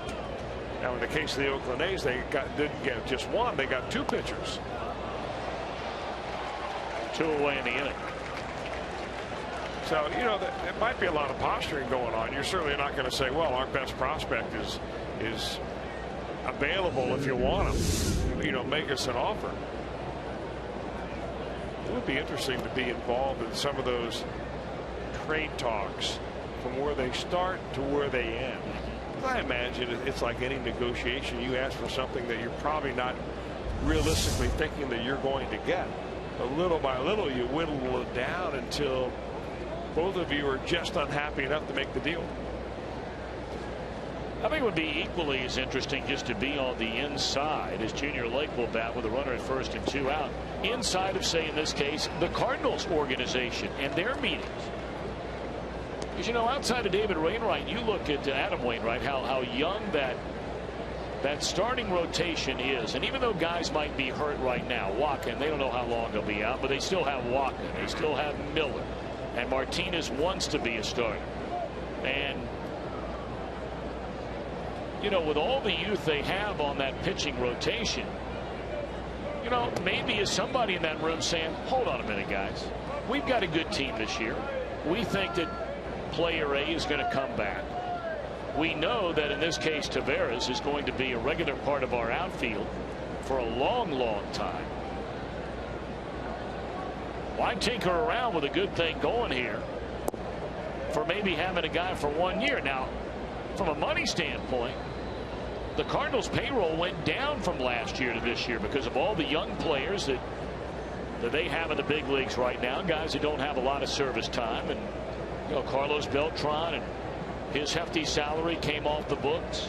So they are more than capable of, if they made a deal for David Price, they could certainly re-sign. There's a fly ball in the short right. Phillips all the way with an eye on that one, goes out to get it. And that'll end the inning. Reds will bat at the bottom of the fifth, and they are down 5-0. Baseball action beginning with the Cardinals taking on the Brewers. That'll be on Fox Sports 1. And then on Baseball Night in America on Fox, it'll be the Pirates and the Reds. Our MLB doubleheader begins Saturday at 3:30 Eastern on Fox Sports 1. Rolls right into prime time. 7 o'clock on Fox. And streaming live on Fox Sports Go. A couple of birthdays like to sneak in tonight. Happy birthday to Cleo Keffer of McConnellsville, Ohio. 92 years old today. Happy birthday, Cleo. And happy number 86 to Dick Shearer from Vandalia, Ohio. Dick now making his home in St. Mary's. Dick, we hope you're having a great day. And one for me personally, I'd like to send out a happy 50th birthday to Todd Trich, big Reds fan, watching the game from the left field upper deck with his Terrace Park 5th grade Little League baseball team. I tell you, he has put in a lot of time for a long, long time working for those youngsters and with those youngsters in knothole baseball. So Todd, happy number 50. Hanging out with the troops tonight. Strike one to Skip Schumacher, who leads things off here in the Reds' 5th inning against Wada. Wada's only allowed 2 hits, and both of them came in a span of 3 batters back in the 2nd inning. You know, for Wada, this is somewhat of an audition because after all, the Cubs did create some opportunity for their starting rotation when they traded away Jeff Samardzija and Jason Hamill. You got to fill him in with somebody. This young man, this 33-year-old, I mean, young man, yes, but by baseball standards, maybe not so. Into center field. Throwing the ball very well tonight. Now, the good news is for the Reds, they're only down by 5, and they've got a lot of baseball left. And you don't have to get all those 5 runs in 1 inning.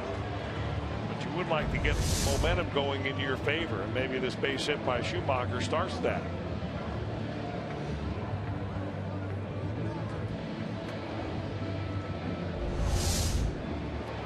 Now Cozart, he bounced a single into center field his first time up. Reds at the time had Ludwig at second base, but Junior Lake came charging in so fast that they did not take the chance. They left it up to Tucker Barnhart, and he bounced out, stranding 2 to end the inning. Well, Willie Peralta is just getting lit up tonight in Milwaukee. He has given up 7 runs in the first 3 innings. Phillies leading the Brewers 7-5, that game in the bottom of the 3rd.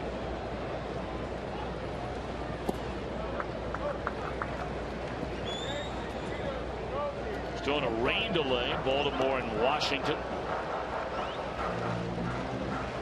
Cleveland up on the Yankees. We'll see the Yankees at first series after the All-Star break in the Bronx.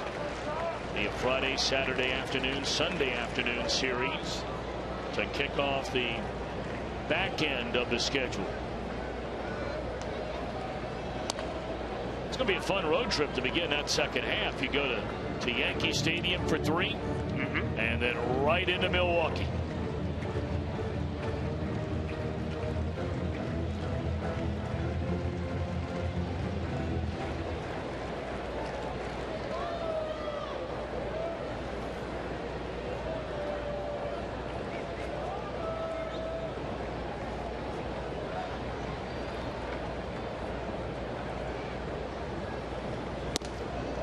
2-2 to Kozak.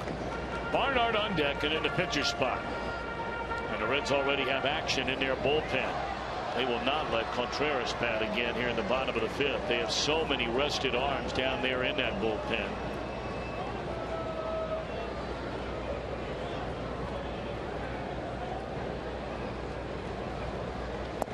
Three and two.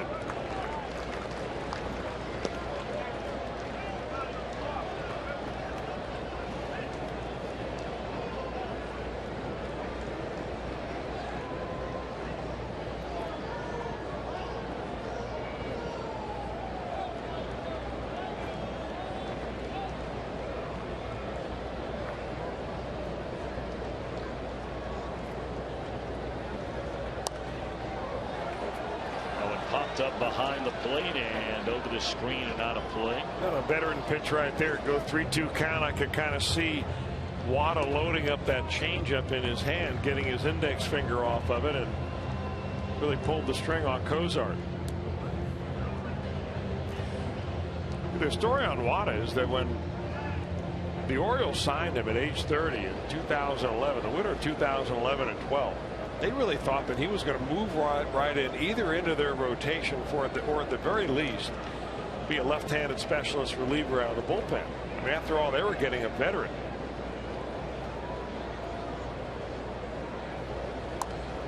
Then he got the spring training and his arm hurt. So sometime around May, he ended up getting Tommy John surgery, and he was done until the following May. So the first year they paid him, he didn't pitch for him. He didn't come back until the following May. Didn't really pitch all that well. Was down in the minor league, rehabbing and so on. Never got called back up. So the Orioles essentially went out and spent $8 million and got zero in return. It's kind of interesting that he ended up here in Chicago, exactly where another former Oriole has really blossomed this year, and Jake Arrieta. Well, he is really pitching well. Pitched a great game over the weekend, got no run support, did not figure in the decision. Cubs were shut out on Sunday in Washington. He's on the verge of pitching a no-hitter, wasn't he? Reds will not see him in this series. The only starter they will miss. If you've got to miss one right now in this Cubs rotation, even with some margin hand, the guy you want to miss right now is Arrieta. So really, the Orioles have been a pretty good farm system for the Cubs. If Wada ends up sticking and pitching like this between now and the end of the year. Pitch number 10 in this at bat, a leadoff single by Kozar by Schumacher. And 9 pitches so far. It's 3-2 on Zach Kozar. And they'll be an 11th pitch as he pulls it foul yet again.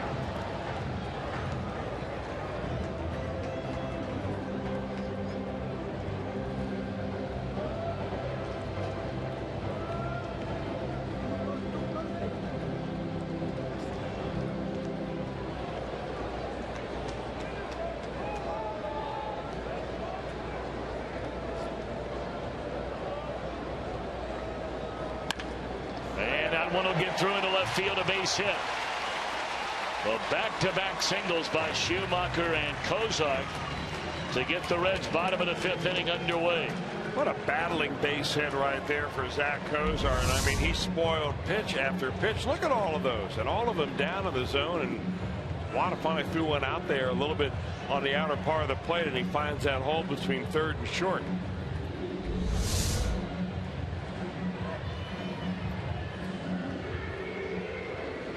What's a game of inches, though, isn't it? I mean, he pulls that ball a couple of feet to his left, and it's a 5-4-3 double play. But he finds a hole, and he's got Knuckles down there at first base and Billy Hatcher, and baseball's a funny game. Tucker with another chance to drive a run in. Tucker left runners at first and third. His only time up on a comebacker to the pitcher Wada. And now he has first and second, nobody out. Reds trying to rally from 5 down.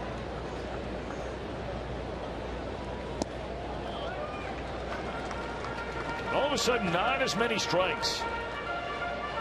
by Wada.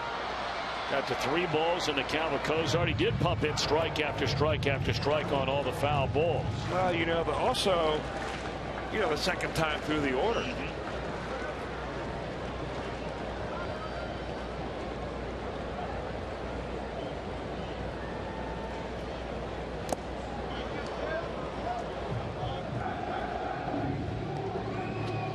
Chris Heisey has moved into the on-deck circle. Heisey had a sensational game 1 of this doubleheader. Went 3 for 3. Was on base 4 times if you throw in a walk.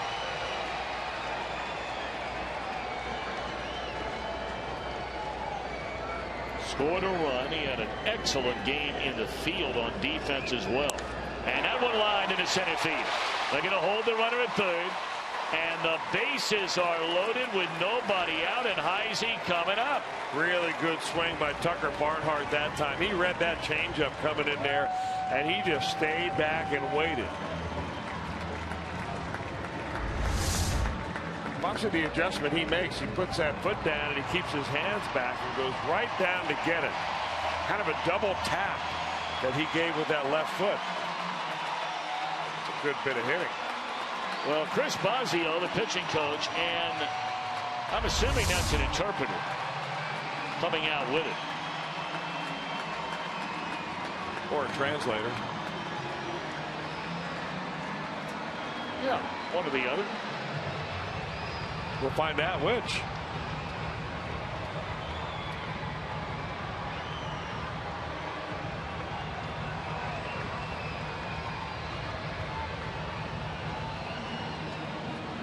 See, this is what, you know, I know infielders are very curious, but there's really no need, except for curiosity, for any of those infielders to be out there right now. They're not talking about some kind of trick play they're putting on. They want to hear, you know, the translation or the interpretation. You can tell, though, by watching Anthony Rizzo, he was having some fun with that translator there. I mean, he was giving him a hard time when he walked out to the mound. He was ribbing him as he walked back to the dugout. So Rizzo must be one of those guys that's not afraid to let you have it.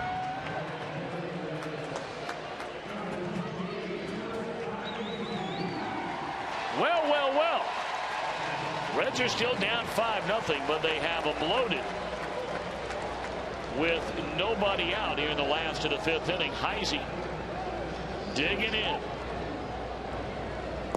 And he looks at ball 1. You know what's interesting about this matchup is that Chris Heisey is a very good high fastball hitter. And that's where Wada likes to throw that fastball.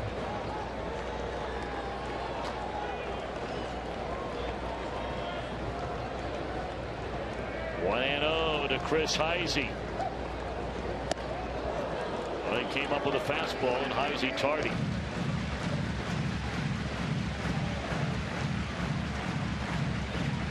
That might have been his best fastball of the night right there at 90. I don't recall him hitting 90 tonight. Do you? I think he hit 91 in the first inning.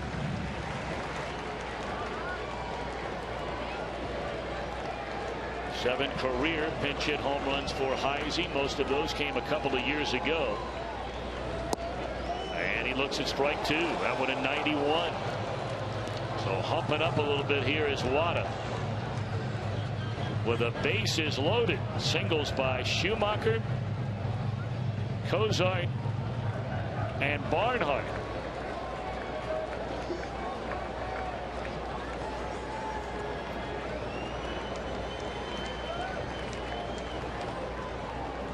And now Wada in front of Heisey, the pinch hitter, at a ball and 2 strikes. Nobody out.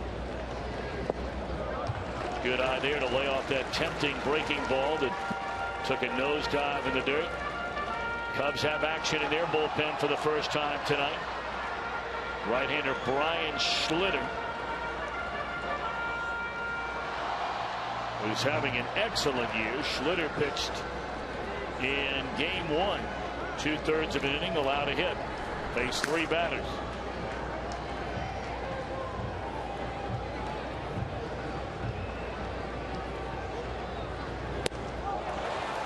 One out in the inning. That's like a key time for was right after Chris Heisey after a breaking ball with really fast balls. And Heisey, that's his training. Our Mazda pitch by pitch will show a couple of breaking balls down, then he goes right up the ladder on back-to-back pitches to throw it right by Chris Heisey and get the first out of the inning. I'm really kind of surprised that Heisey didn't center one of those up.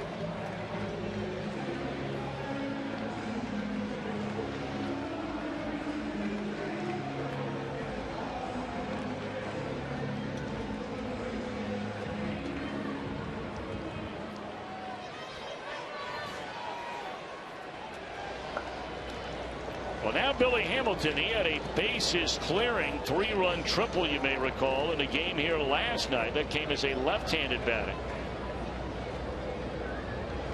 Hamilton has been incredible this year with the bases loaded. He's been by far the best Reds hitter.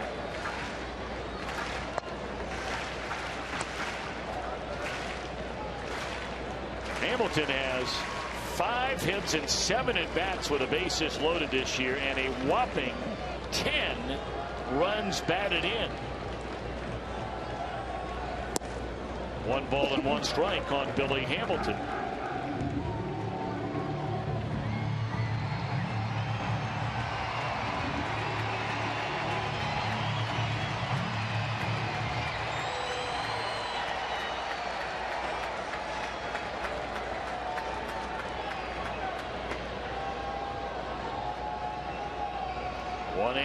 To Billy.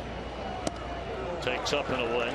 Now Devin Mesoraco has fewer at-bats. Here's a triple by Hamilton up the first base line to drive in 3 last night. Devin Mesoraco, thanks to a pair of grand slams this year, has more RBIs in just 4 at-bats. 11 runs batted in for Mesoraco with the bases loaded on a perfect 4 for 4. The 2-1 to Billy. And now 2-2. Well, with the threat of jinxing Billy Hamilton, what I like about him with bases loaded so far this year is that he has put the ball in play every time. He has not struck out once in his 7 at-bats. 5 for 7, by the way. I'll save you the math. It's 7-14. Thank you. There are a lot of others thanking you, too. 2-2 on Billy Hamilton.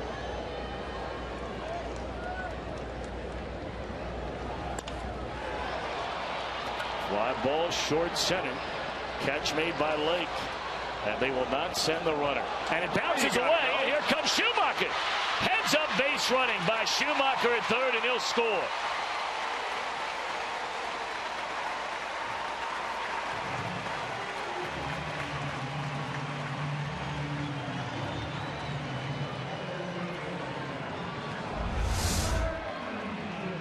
Very shallow in center field. They were not, even with 1 out, we're not going to take a shot right here.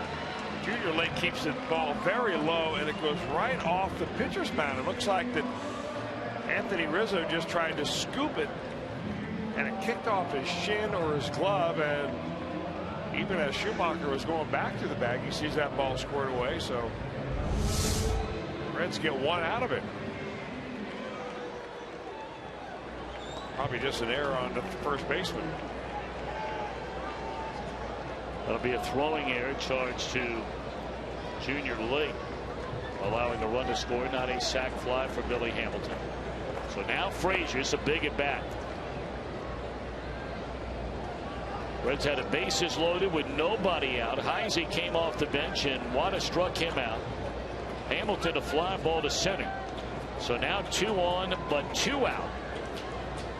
The Reds are leaning hard on their all-star third baseman here, Todd Frazier. Frazier looking for his first hit in this doubleheader. Went 0 for 4 in game 1 with a couple of strikeouts. 0 for 2 tonight.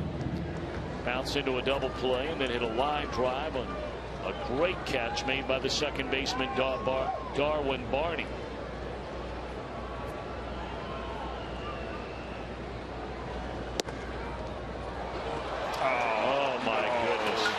Tucker Barnhart is picked off first to end the inning.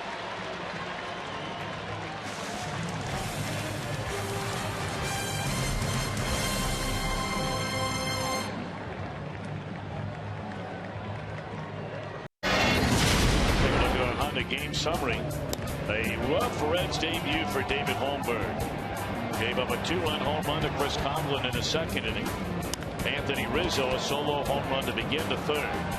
And after allowing a hit 2 batters later, a 2-run home run by Mike Gold. All 5 runs coming on 3 home runs. And Holmberg leaving the game after 2 2/3 innings.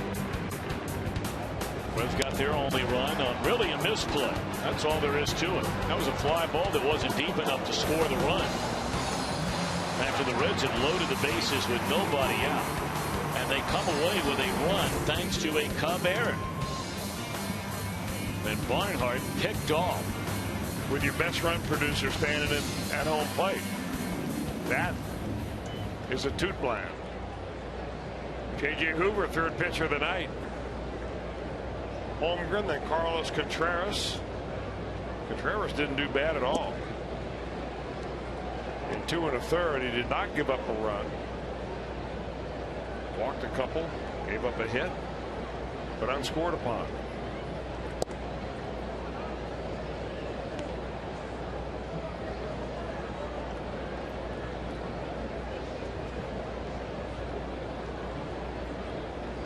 Two 2-0 on Ruggiano, and there's a swing on what would have been ball 3. So Hoover helped there. 2 balls and a strike.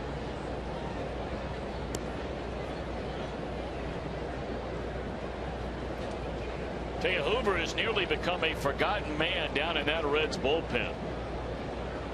He had the outstanding year last year, had the long consecutive appearance streak, consecutive scoreless inning streak out of the Reds bullpen, and many felt that if the Reds, again thinking about moving Aroldis Chapman into the rotation as their strike 3 to Ruggiano, that Hoover might be a guy that you could look at as potentially, if not this year, down the road being a closer.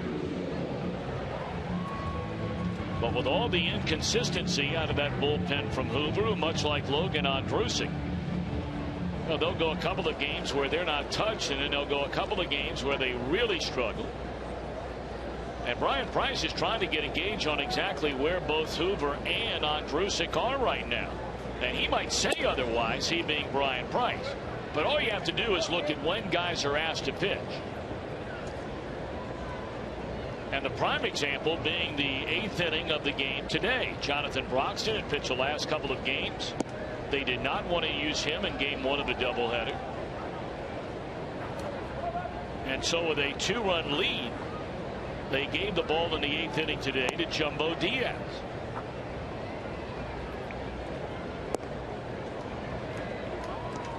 Well, there's different ways to motivate players, aren't there? One is you hang a carrot out there, and the other is you take the carrot away.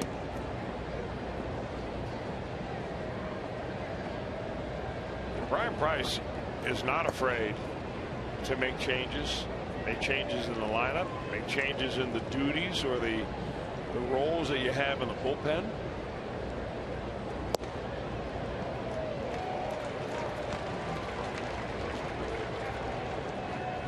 If you're unhappy with the way guys are pitching in their particular roles, why would you stick with it?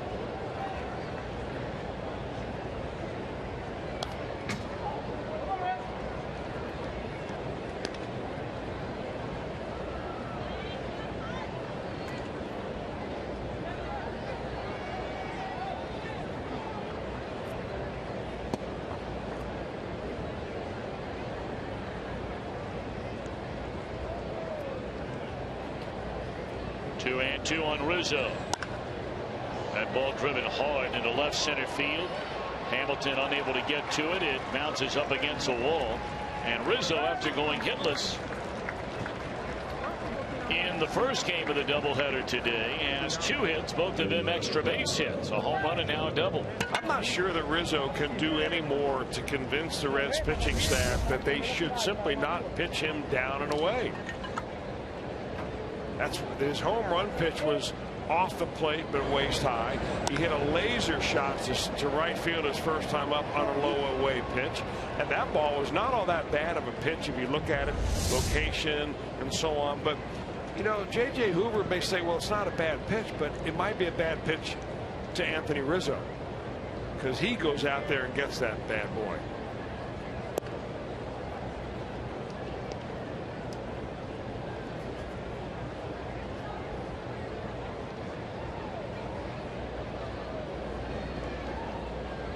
Starlin Castro, 1 hit in 3 at-bats. Reds are down 4. We're only in the 6th inning. We had a 35-minute rain delay tonight. Big swing and a miss by Castro.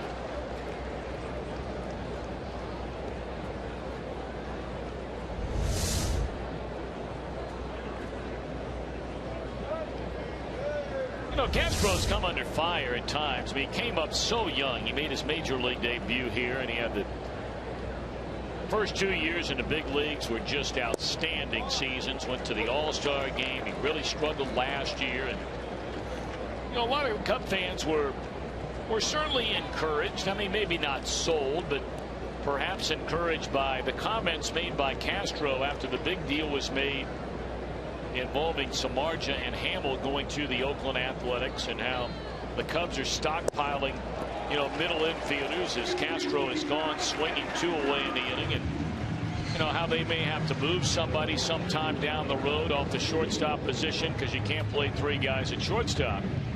And they asked Castro. He said, look, and I'm paraphrasing, but basically he came out and said, that's not my decision. I'm going to go out and play as hard as I can every day.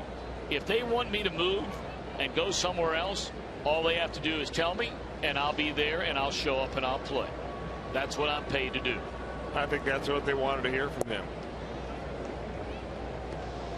And I think that may go the same for a number of players that they get in these trades for pitchers in return and so on, that they're going to have to figure out where they're best going to suit the team.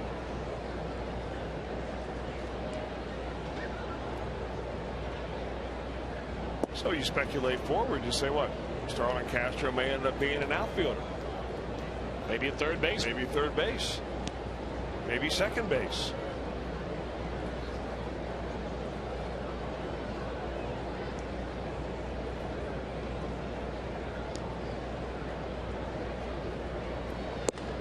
But I think you and I would agree on one thing for sure. All these other guys are talking about, the overwhelming majority of them are in single A ball, or maybe just got promoted to double A ball like in the last couple of weeks. Starlin Castro's not going anywhere for a while. There's ball 4 as Hoover issues a walk to Wellington Castillo. You don't think they would entertain an offer for Starlin Castro? No, I don't. Not at 24 years old. And he's under a pretty good contract. Kick off your weekend at the ballpark this Friday night. Celebrate Girls Night Out.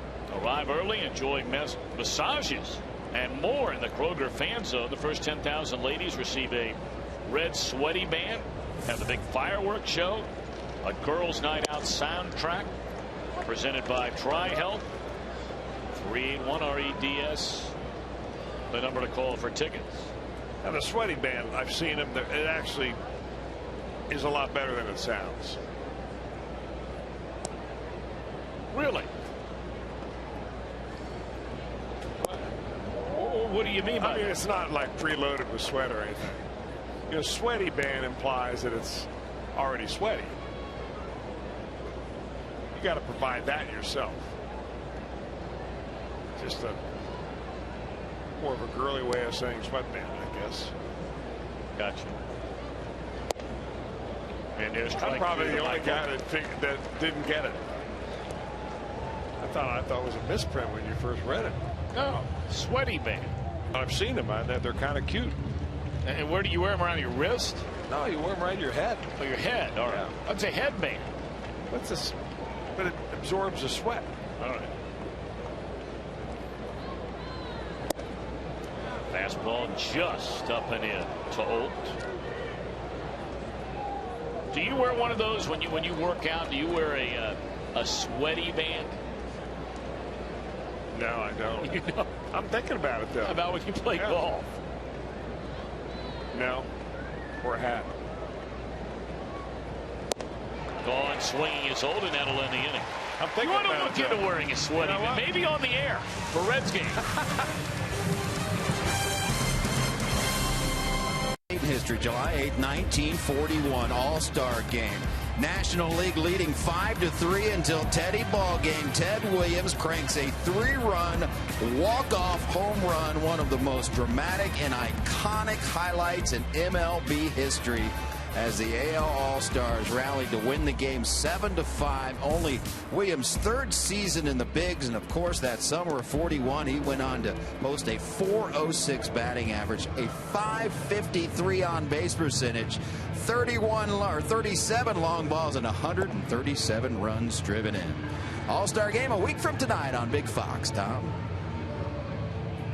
That's going to be a lot of fun on Tuesday night. Can't wait for that.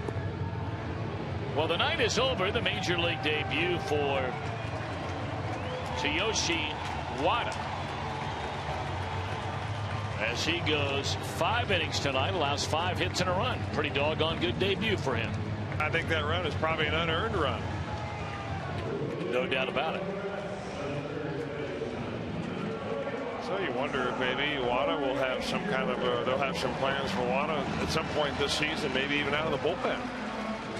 Well, with all the guys they're starting to bring up now from the minor leagues, I mean, they've got Dallas Beeler they just brought up. He's pitching here tomorrow. Kyle Hendricks is making his major league debut on Thursday. I don't know how in the world, after the way Wada threw the ball tonight, that you don't run him out there for at least one more start.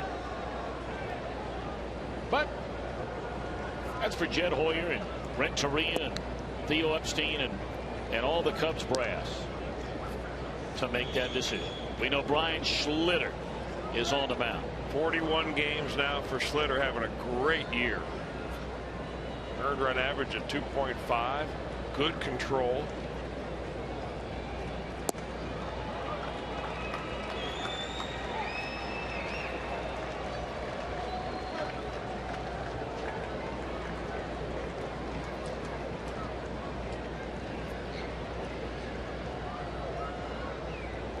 Part of the order for the Reds. They're down by 4, and Frazier rips one up the left field line, and this will be a double. Boy, this guy is just so ready to hit a fastball. Schlitter went down 2 balls and no strikes to him. And Tom's thinking, well, they're up by 4 runs. He's probably going to come right after me, and he did. And even though that ball was up and out of the zone, there's another example of a pitch that you're going to look back on it on the video and say, well, it wasn't that bad of a pitch. It was up and out of the zone. It was way inside. But to Todd Frazier, it's a bad pitch. So Reds now with a great opportunity to get him over to third and get at least one more back in this inning. Perhaps more.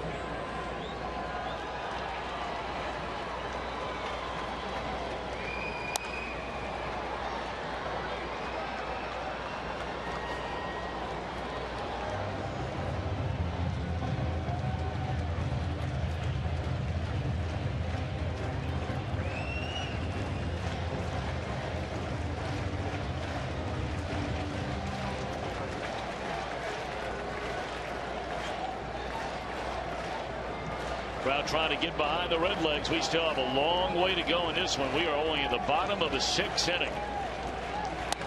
And a bouncing ball to the right side. The runner will advance on to third. 1 out in the inning.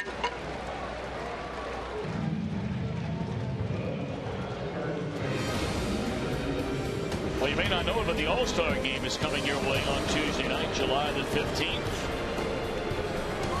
4 Cincinnati Reds, 3 of them will experience their first All-Star game. The special coverage begins at 4:30 in the afternoon. That'll be on Fox Sports 1.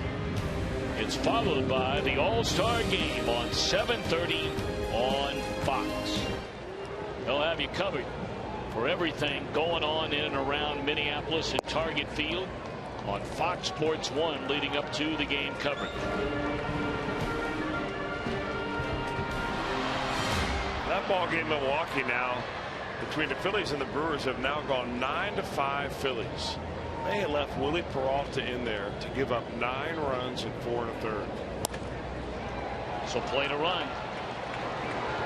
So a leadoff double, a couple of ground balls, and now you're within 3. And again, we're only in the 6th inning.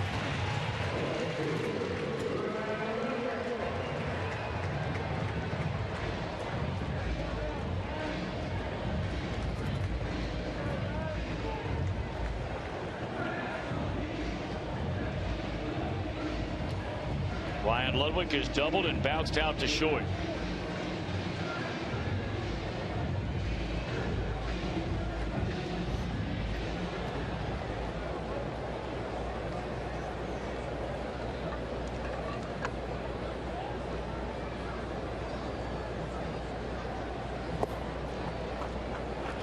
They basically got Schlitter off the scrap heap. Originally drafted by Philadelphia in the 16th round, they let him go. The Cubs picked him up in a trade for Scott Air. That was back in 08. Went on the DL, had shoulder problems, claimed off waivers by the Yankees. They let him go. Claimed off waivers by Phillies. They let him go. Sent him back to the Cubs.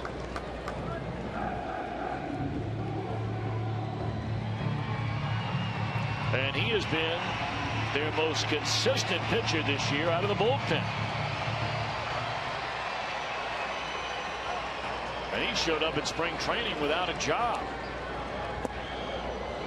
1-2 on Ryan Ludwig.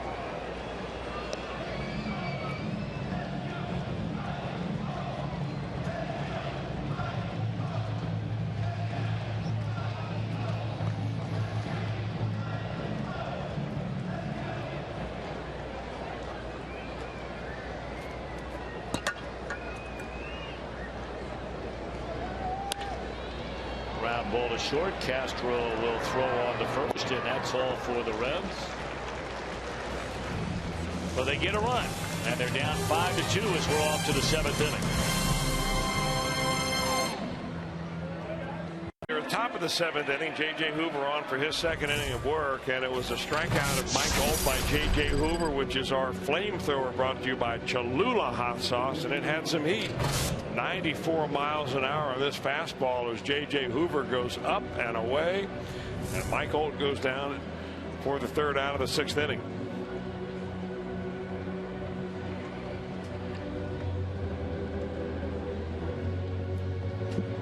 J.J. allowed a hit, a walk. He struck out 3 batters in that 6th inning. And now he'll face the latter 3rd in the Cub batting order. Coghlan, Barney, and we'll see what they do about Schlitter. They don't have anybody right now, I don't think. Yeah, now they have Bobby Stern around in that bullpen. They had a left-hander up at last check. Wesley Wright. Reds will have left-handed batter Schumacher to lead things off in the bottom of this 7th inning.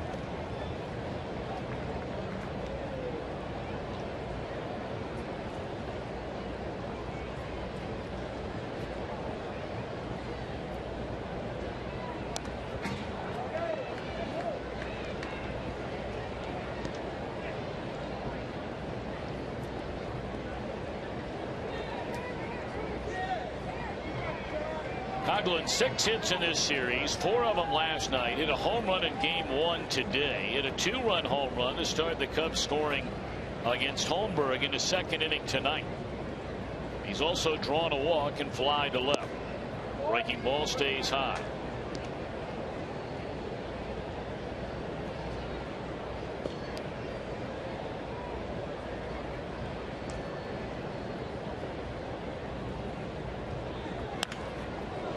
And Coghlan with yet another base hit.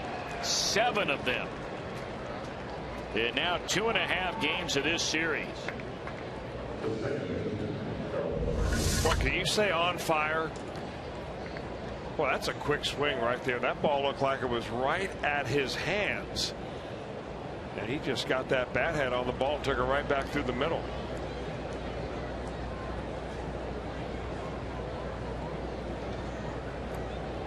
Now Darwin Barney the batter. They have a left-handed hitter, Nate Shearholt, standing in the on-deck circle. That is a pitcher's spot.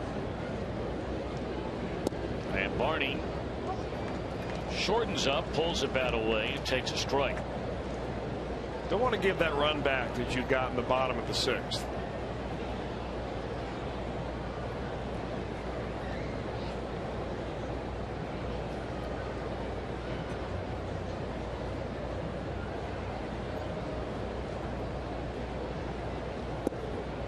That Cardinal game started 30 minutes after this one did. They've scored more runs in that game than we have in this one. And they too are in the top of the 7th inning. Cardinals and the Pirates are tied at 7. This game got started late tonight, 35 minutes late due to a shower that rolled through right around the game time, the scheduled game time of 7:10. And the Phillies, as Chris mentioned, are just laying it on Milwaukee, although they have a long way to go in that one. But that Cardinal game is in St. Louis. They're an hour earlier than us, so.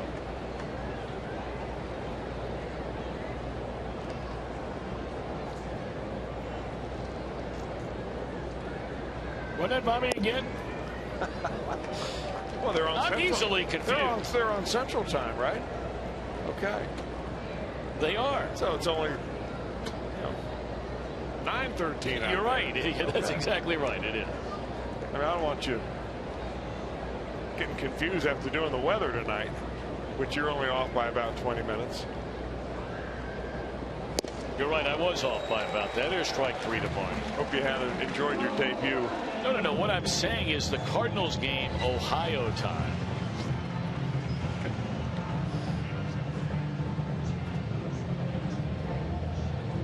I get it. I hope you get it. It was kind of a joke. I know, that's why I said I'm easily confused. If I have to explain every joke to you, they're just not as funny.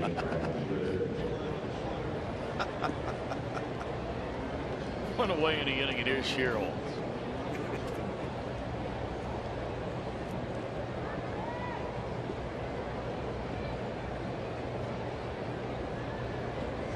Well, but this is something you and I talked about a long time ago. There was a time in Reds franchise history where they used to start their games at 8 o'clock at night. 8:05, I remember those games. And here we started at 7:45 tonight. And 2.5 hours into it, you're in the 7th inning. Now, we've also talked about that unusual start time they have in Phoenix, where they start. I'm not sure it was Friday nights or Saturday nights, but they start those games at 6:40. Well, that's every night. Oh, is it every night? Every night. And that's an interesting start time. I think it's the best start time in a game. Now, I know a lot of our bosses on the television side, because that is not technically in prime time, I see. would say, don't ever bring that up again. And if they said that, then we won't bring it up again. But they usually just say that to me. No, believe me, I hear about it as well. You know that. But 6:40, we've talked about this. I just think it's the best starting time in the game. And that's for everybody, especially the fans.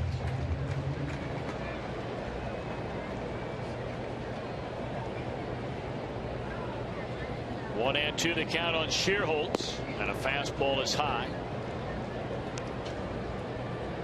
Well, when school's in session, it certainly is more kid-friendly. Well, it's more kid-friendly even in the summer. Most parents aren't letting their kids that are 9 and 10, 11 years old stay up till 11:30, 12 o'clock in the summertime. We get them in a rack by 10, 10:30, swing and a miss. And Shearholt's out on strikes. That is 5 strikeouts. Every out recorded by Hoover in an inning and 2/3 has come via the strikeout.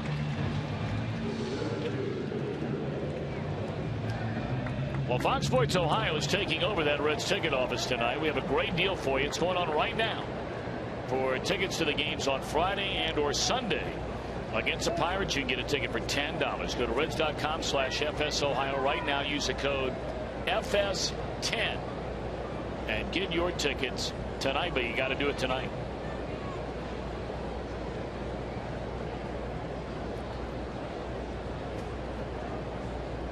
We are in the 7th inning, and the Cubs have a 3-run lead.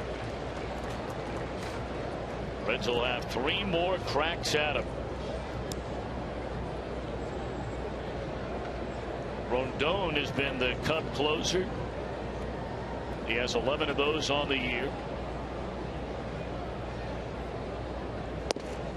James Russell, one of their left-handers in the bullpen, along with Wesley Wright. Wright was getting loose at last check.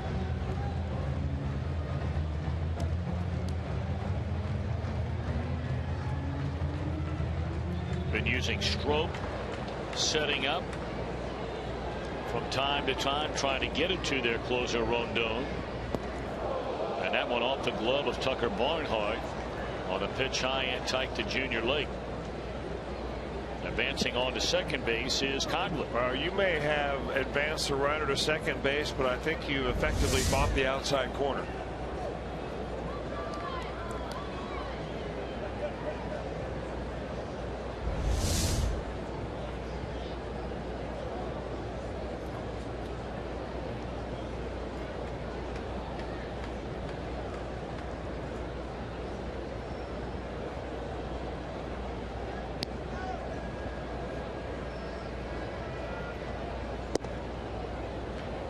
Breaking ball stayed high and well outside.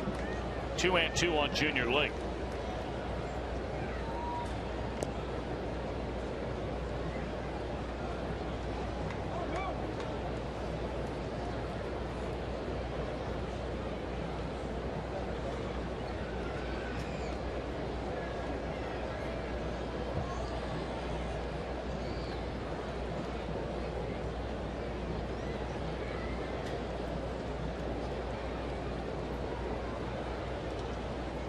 Hoover trying to get the Reds right back to the plate, down by 3. For Schumacher, Cozart, and Barnhart are the scheduled trio. That ball hung out there a little bit. Hoover got away with one. Now that's the pitch right there that you have to finish. One where you dust a guy inside. It's the very next pitch. You don't want to let him get his eye back. This is the pitch that you've got to finish and get it down on the knee on the outside part of the plate, and just kind of flipped out of his fingers right there and spun up there.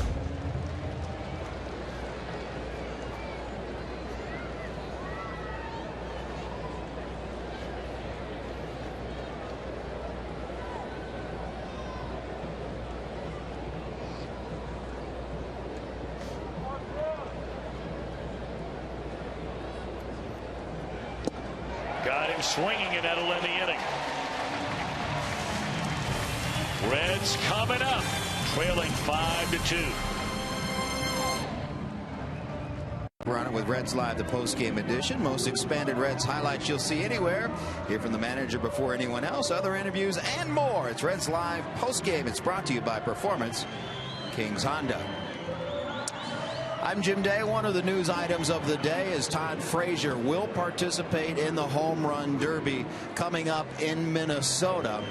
And Frazier obviously excited about it. He wants players that want to be there, and he certainly wants to be there. And he also said that he's going to take one of his brothers to pitch to him. His older brother, Charlie, is pumped up to do it.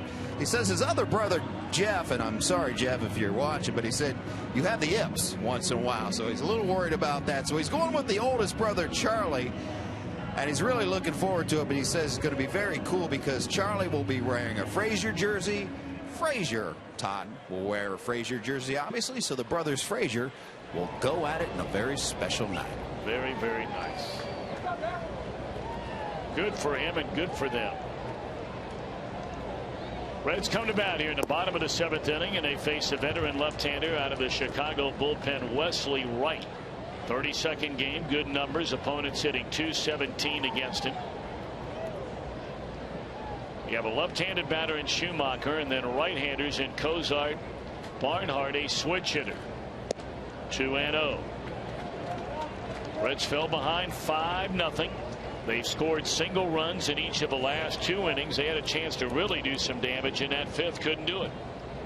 Had the bases loaded with nobody out, and their only run scored on a throwing error.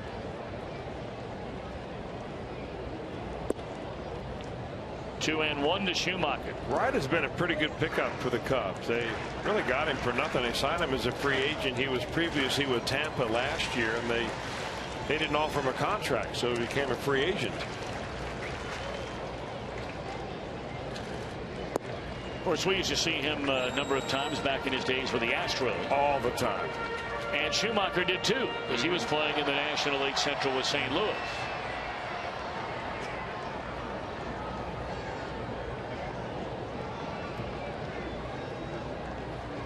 Three and one to Skip, trying to get aboard to begin the inning. And he does by drawing a walk. Well, you saw Villanueva getting loose in the bullpen. Boy, it was this time a year ago. Villanueva was having a great year as a starter, a real surprise year for the Cubs. And they gave him a spot start the other day, and it was not pretty. And it appears as though Renteria is debating whether to go get Wesley right after the leadoff walk and bring in Villanueva. Well, we saw Rick Renteria manage in Chicago. One game against the Reds up there was the game that the Cubs won, and he played almost out by out once they got to the 7th inning. I mean, you talk about a managing job. He was just trying to buy his way to the 9th inning. Looking at that roster, looking at the scorecard, not sure what to do.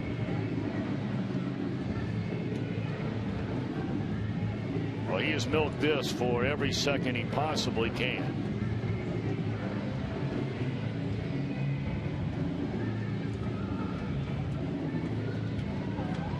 Boy, he shut it down into first gear, making his way out to that mound. You're right. Those are tiny little steps. It's like Joe Madden steps. It was the review stride, like somebody tied your shoestrings together. Well, now he wants a right-hander in the bullpen, so Wright walks the only batter he faces, and Villanueva will trot in from the Chicago bullpen. So don't go anywhere, folks. It's only a 3-run game, and the Reds have a leadoff man aboard in the 7th. We'll be back in a moment. AT&T fan photo, and as you continue to tweet your photos using hashtag Ohio fan photo, just like they did right here. Elisa, Bradley, and Elisa. Ohio fan photo. It's what you put it at. Ohio hashtag Ohio fan photo. And our fan photo of the game is brought to you by AT&T. All right, here's Villanueva pitching in his 24th game, and look at the opponent's batting average against him this year.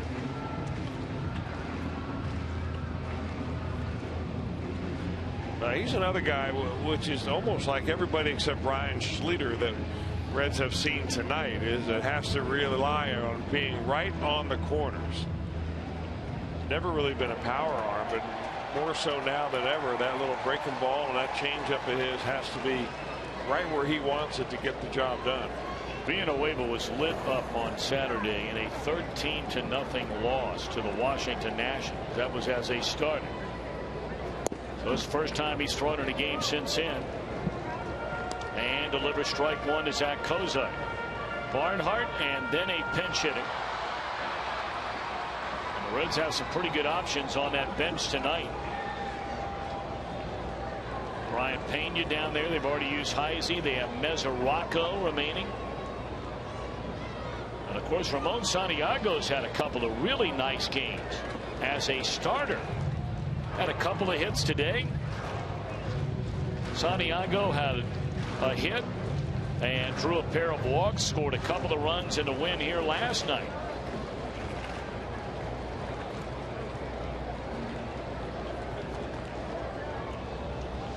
One and one to Zach Kozak, and that one low and away. Milwaukee has drawn 2 runs closer.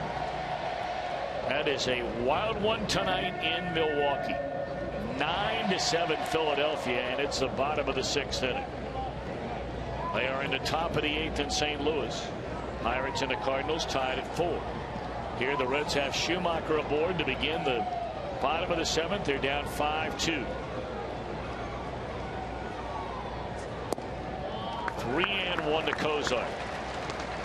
Isn't it kind of interesting, though, that an injury to Joey Votto would mean more playing time for Ramon Santiago?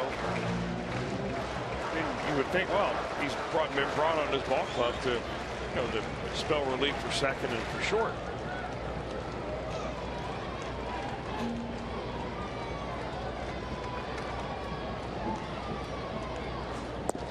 And there's ball 4, and the tying run will now come to the plate here in the Reds' 7th inning with none out.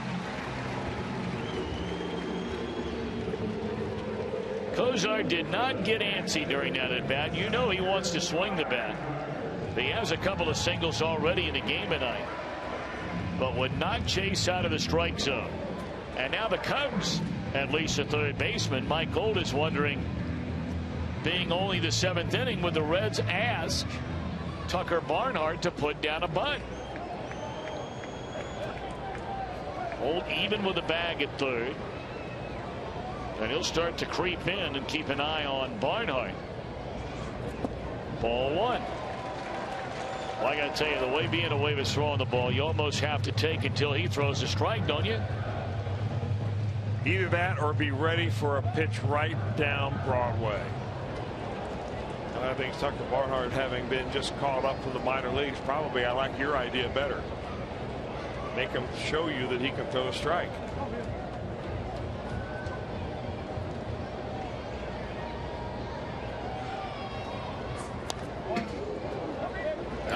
Tucker's going to let it fly.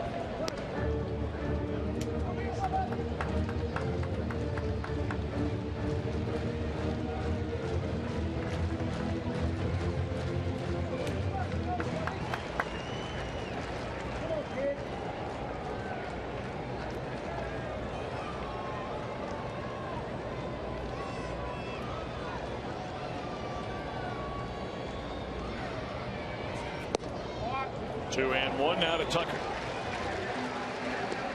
Right of Brownsburg, Indiana. I asked him before the game tonight, did anybody in his family, were they making the trip over here tonight? He said, nope, don't think so. He said, my girlfriend's coming in. He said, I think that's it. Well, what a great thrill they had when he was brought up very early this year and they got a chance to see him play. 2-1 to Tucker Barnhart. And it's high, ball 3. And Devin Mesoraco is standing in the on-deck circle. Well, Villanueva is just trying to feather that little changeup of his on the outside corner. Not only is he missing away, he's also missing with the height. He's thrown those last 2 pitches above the belt. Well, you got to make sure that this is exactly the pitch you want.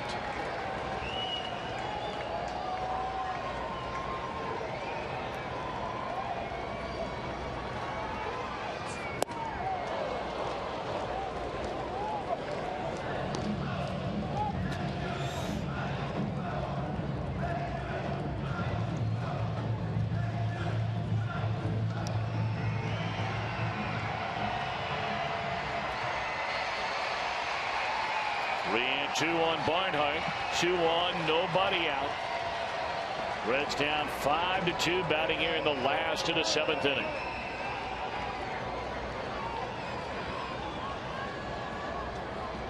And Villanueva, long pause, and walks in to load the bases. Did we mention earlier, or did we mention earlier, that Devin Mesoraco, with the bases loaded this year, is 4 for 4. 2 of those 4 hits, grand slams.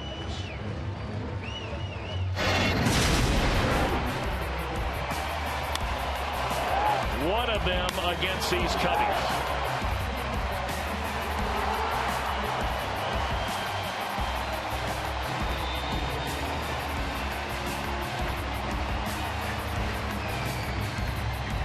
Mesoraco, a National League All-Star for the first time in his career.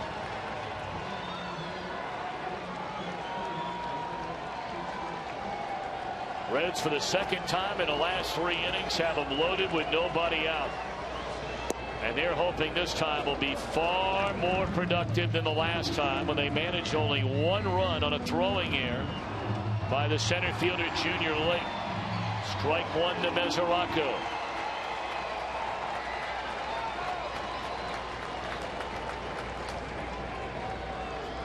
Three walks to begin this 7th inning. And a liner short hop. There's one. And that is a double play. A run scores to make it 5-3. But my oh my, does Villanueva get the double play when he needs it most. That was a nice play by Starlin Castro. That ball kind of short hopped him out there, but he picked it clean.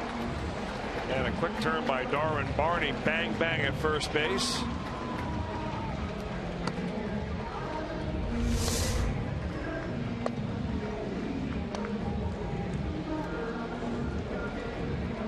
So now it's a 2-run game. No RBI for Mesoraco, and here's Billy Hamilton. Reds would love to get Frazier to the plate here in this inning. Runner at third and 2 are out. Breaking ball down low.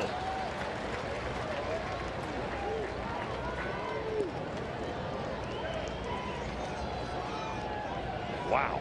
Bases loaded, none out in the 5th. Bases loaded, none out in the 7th. And the only 2 runs plated so far on a throwing error by an outfielder and on a double play.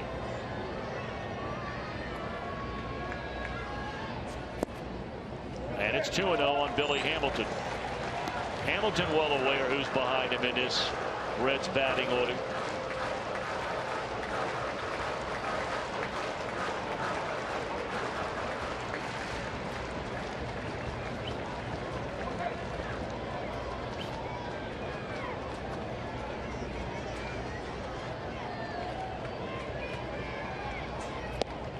Billy taking 2-0, and that's high ball 3.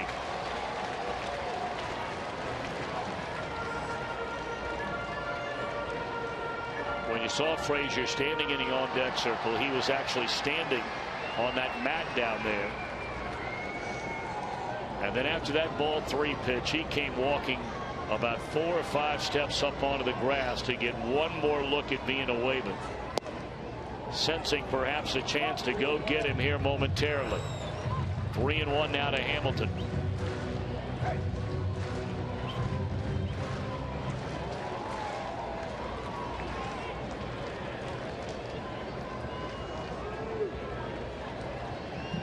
Hamilton trying to keep this inning going. Down by 2. 3-1 pitch. In the air, right center field. Billy Hamilton. Billy Hamilton. And that is up against the wall. He's on his way to third. They're going to hold him there, and it's a 1-run game. Wow.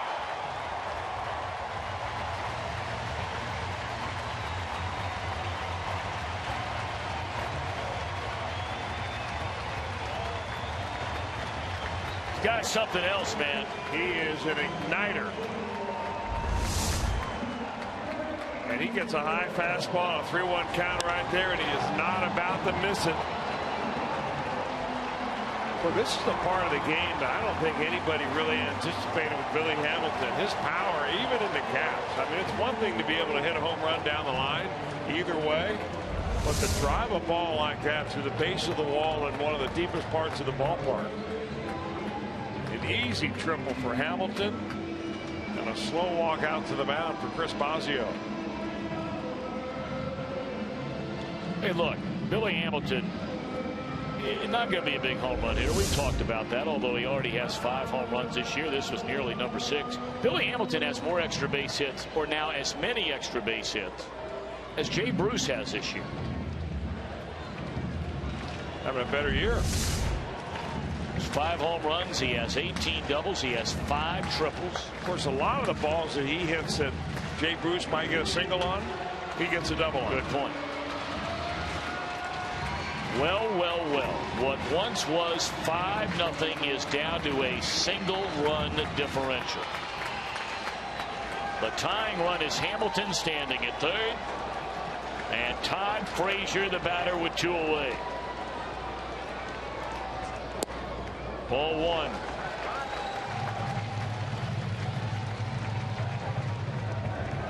Frazier picked up his first hit in this doubleheader. He started the first game, went hitless. He had a double down the left field line his last time up and scored a run.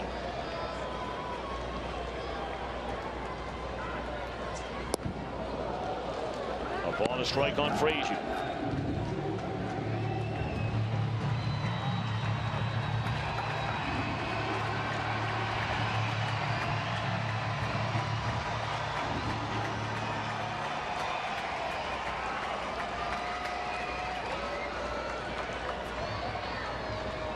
One ball and 1 strike on Frazier. Being away with a pause and now to the plate. And it sails outside. 2 balls and a strike.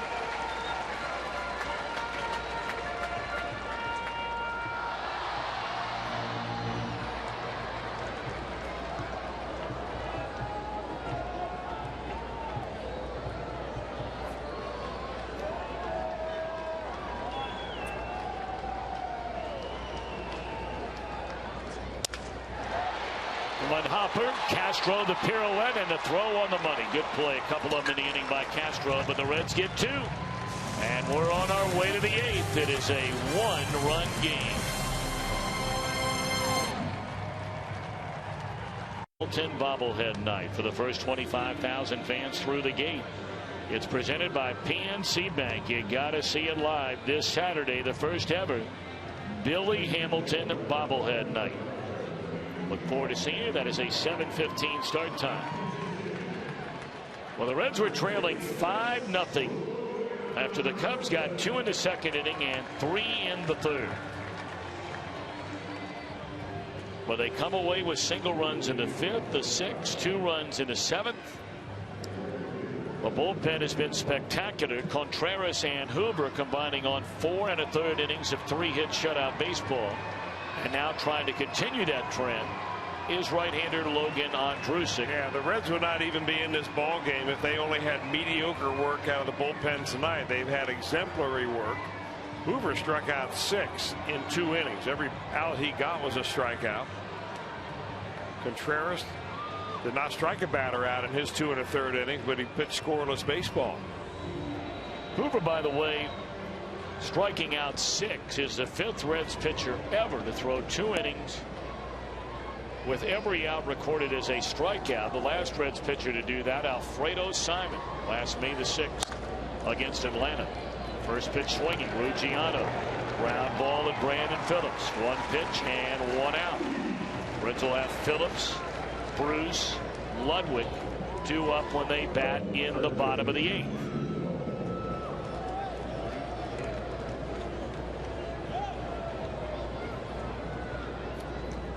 Cubs will no doubt hand the ball to Strop with what the Reds hope will only be a 1-run spread when they bat in the 8th inning. Ball 1 to Anthony Rizzo. Rizzo 2 out of 4, a couple of extra base hits, including a solo home run to deep right center field back in the 3rd inning against David Holmberg. And then he doubled to left center field in the 6th inning.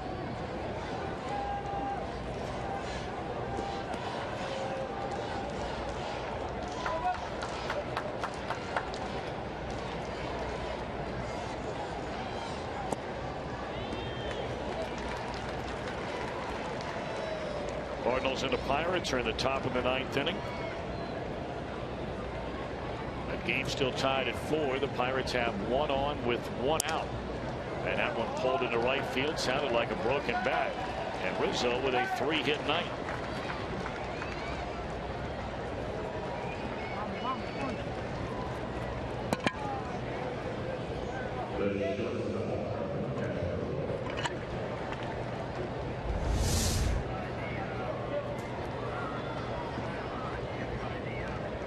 I'm sure it was a broken bat. It was a pitch that Ondrusek trying to pitch inside, and he got it inside.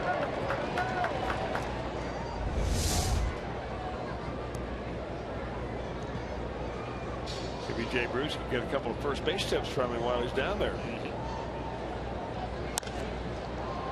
Soft fly ball into right will be caught by Schumacher, and that takes care of Castro on pitch. 2 away in the inning.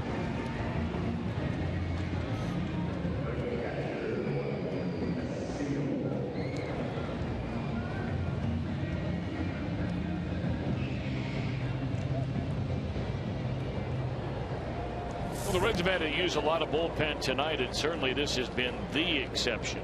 Look at the the total pitches and innings pitched by the Reds relievers going back over the last 2.5 weeks.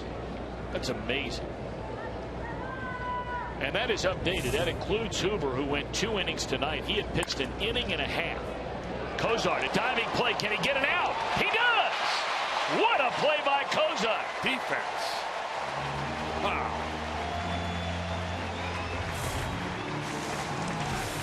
Reds down a run, coming to bat in the bottom of the 8th. Brought to you by Chevy. Visit your Tri-State Chevy dealer today. And by Cincinnati Children's Hospital, ranked 3rd in the country on the U.S. News and World Report's 2014 Best Children's Hospitals in America. I'm sure a number of children are dialed into Reds baseball tonight over at Children's Hospital. And certainly our best wishes, our thoughts and prayers to you and your families. See if the Reds can bring home a winner here tonight. They were down 5-0, Mr. Welsh, and now it's 5-4 as they bring on Pedro Strop from their bullpen. Been like a slow boil for the Reds offense to finally get back into this ball game. 1 run away. Pedro Strop got a pretty good year going. He strikes out a lot, more than an inning. More than 1 per inning, that is. Batting average against under 200. Got a good arm, Strop does. Now, over the weekend, Strop picked up a hold in a win against the Nationals on Friday night, but he took the loss on Sunday. He allowed a run to snap a 1-1 tie in the 8th inning. Reds have Brandon Phillips, Jay Bruce, Ryan Ludwig. They're hoping for more than that here in this bottom of the 8th inning as they try to rally from what would be their largest deficit of the year. Trailed in this game 5-0 at the end of 3, 5-0 at the end of 4. Got a run in the 5th, 1 in the 6th, 2 in the 7th.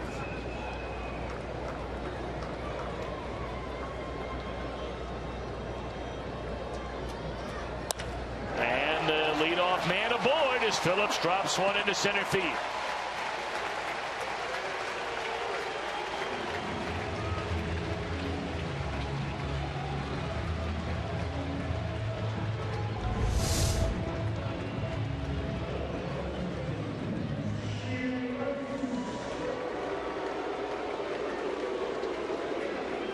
Jay Bruce has homered in 3 consecutive games. Had the big one in the 8th inning to snap a 2-2 tie against Smith and the Brewers. Proved to be the game winner on Sunday. The 2-run home run off Russell in the 7th inning last night. And then Bruce a home run in the opening inning against Travis Wood, game 1 of the doubleheader today. All of those obviously coming against left-handed pitching.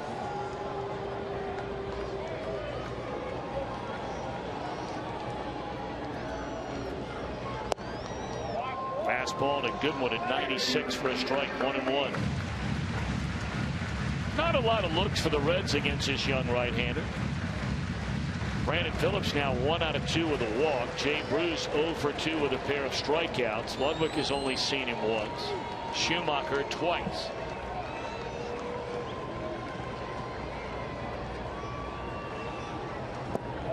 Bottom fell out of that pitch. Yeah, that was his slider right there. He doesn't throw too many split fingers for a changeup, but he loves his slider. And he's got kind of an unusual delivery, too. It's almost an all-arm delivery. Gets his, almost a Valverde type of a delivery where he gets his arm up behind his head, goes straight down. But, man, he brings it up there at 96, 97. That slider goes straight down. 2-2 on Jay Bruce. Here's the delivery we're talking about. I mean, he just kind of gets it way up there. A little deceiving with that glove kind of flashing in front of his hand, trying to hide the baseball. Of course, you're referring to Jose Valverde, many years a closer in baseball for the Diamondbacks, Houston, the Tigers, among others.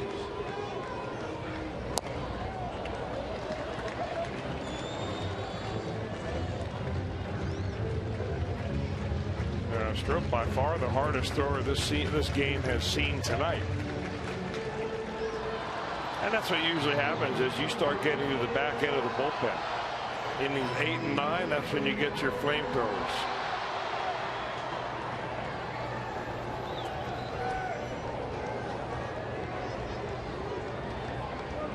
Two and two the count on Jay Bruce. Tying run at first base with nobody out here in the Reds' 8th inning. And that one is sinking liner into left field. It'll fall and a hit and roll to the wall. The tying run will score, and the Reds have come back from 5-0 down.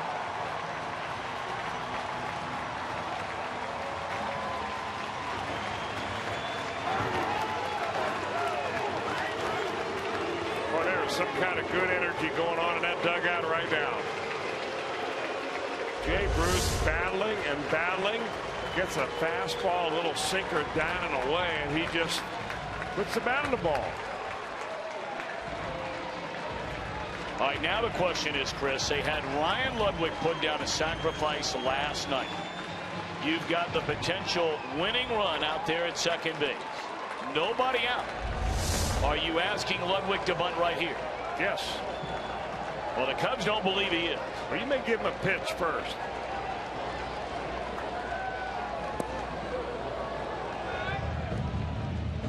You need to get that runner over to third. There is no doubt about it. I mean, this is right there for the taking, setting up a win. Exactly right. Open and shut.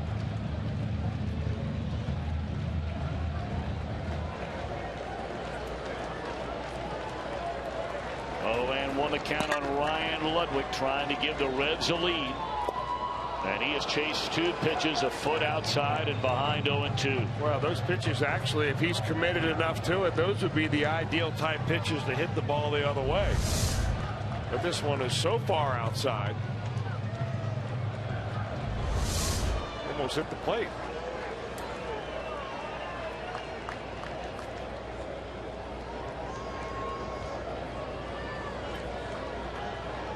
Five game, go ahead run out at second base with nobody out. And it's 0-2 on Ludwig. He made contact with that one.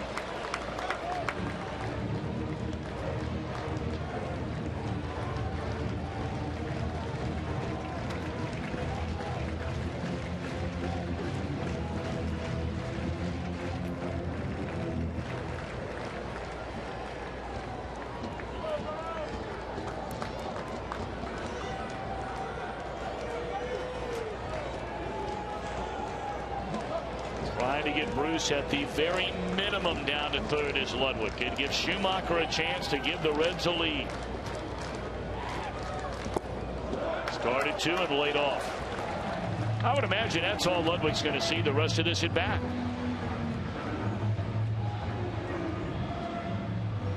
Reds have Sam LeCure and Jonathan Broxton loose in their bullpen.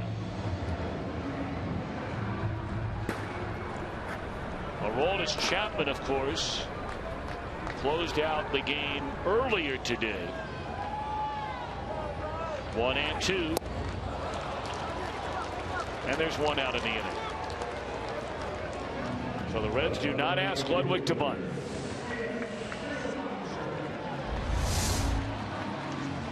A nasty pitch right there. That ball 95 miles an hour with a lot of run on it. After seeing slider after slider, you're not going to do much with that pitch. There was not a single pitch that was in our Fox track strike zone during that entire at bat to Ludwig. And now Schumacher, rather than a ground ball or a fly ball, they need a hit to try and get Bruce in now from second base with 1 out in the inning.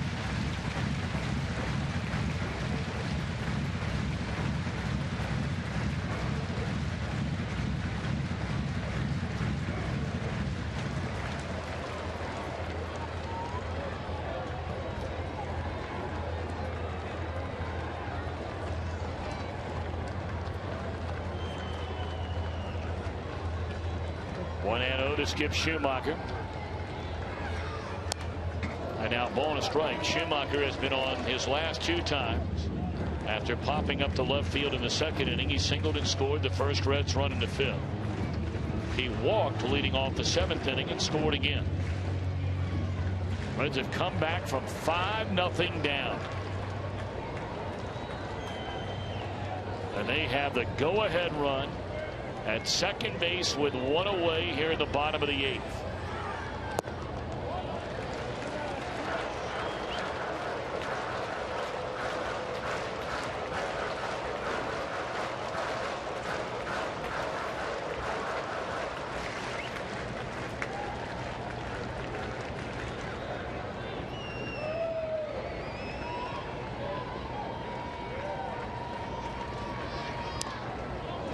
Two and 2 on Schumacher.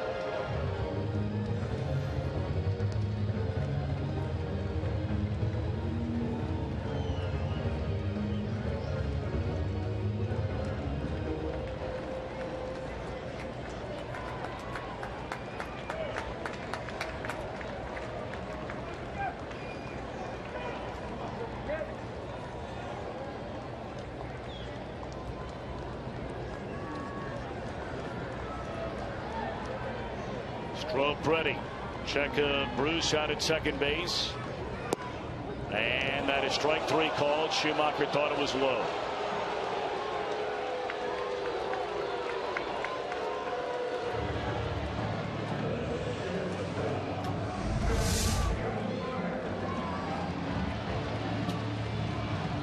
Got an argument there. It looked low and away.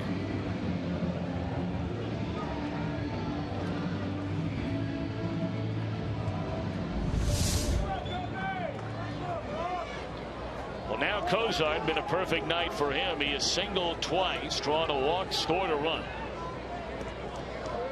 Cozart trying to bring in Bruce with the go-ahead run. He was there with nobody out after having tied the game with a double. Ludwig strikes out swinging. Schumacher called out on strikes. And it's ball 1 to Cozart.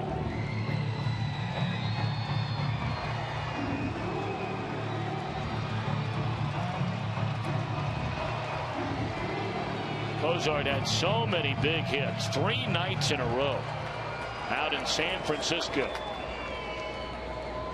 where he drove in the go-ahead run in each of the first 3 games of that series. And looking for another here tonight against the Cubbies. And it's into right center field. Still in the air and able to run it down in right center is Ruggiano. Well, you tie it up. You're hoping for more. But it's 5-5 as we're off to the 9th.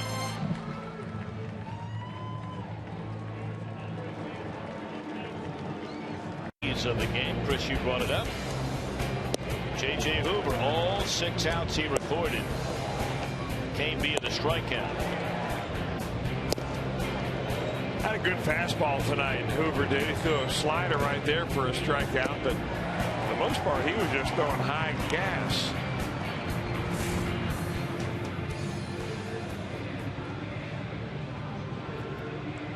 Well, the Cubs have left 12 on base, so they've had their chances. Reds feel like they've had their chances too, but they haven't even had half as many left on base as the Cubs have had. And Logan Ondrusek will start his 2nd inning.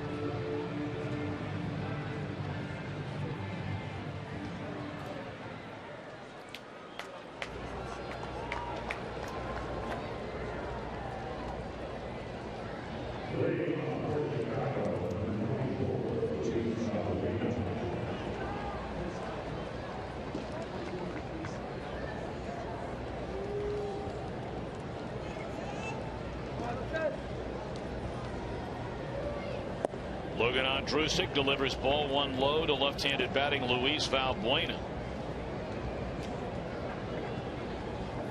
Valbuena batting for Mike Olt. Olt went 1 out of 3 in the game, including a 2-run home run. He also walked and scored a run. Andrusic allowed a hit and had a spectacular play made behind him defensively by Cozart for the final out of the 8th inning on a force out at second base. 1-2 on Valbuena.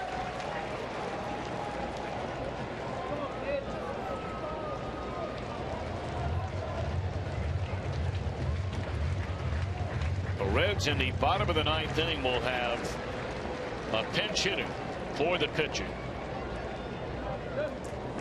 Devin Mesoraco and Billy Hamilton.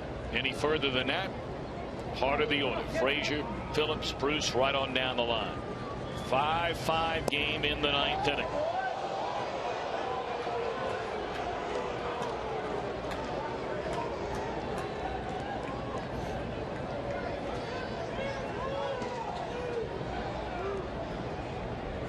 This is what happens when your team continues to peck away on offense. There's a fly ball into right field. Schumacher leaps and got it. Not a lot of experience for Schumacher out there in right field. Yes, he has some. And was able to hang with that one. Leaps into the air to get it.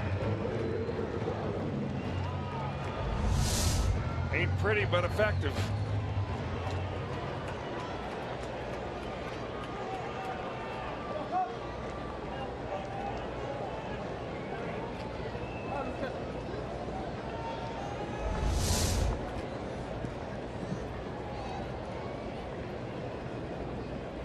Schumacher's been right in the middle of all of it tonight.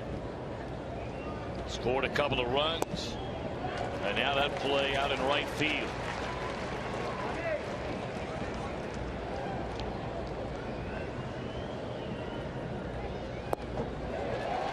Coughlin went around. It's 0-2. Starting to talk about how when your team starts to come back, guys that come into a game, you know, and it's been a long time since guys like Andrusic and Hoover, as we talked about earlier, pitching in tight games. Well, when Hoover came in, it wasn't a tight game. But he did his job. Andrusic did come in a 1-run game. Allowed only 1 base runner.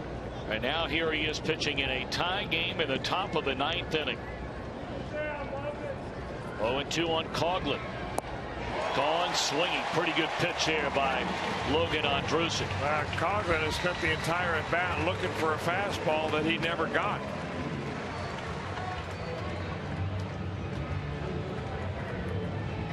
Boy, and watching J.J. Hoover and Logan Andrusic pitch tonight, it's almost like the wake-up call that Brian Price was perhaps trying to deliver to them has been received loud and clear.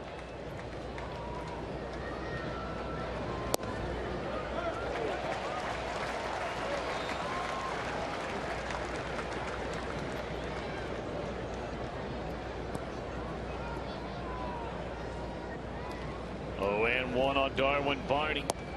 How about that pitch? Boy, Andrusic does indeed have it working tonight so far.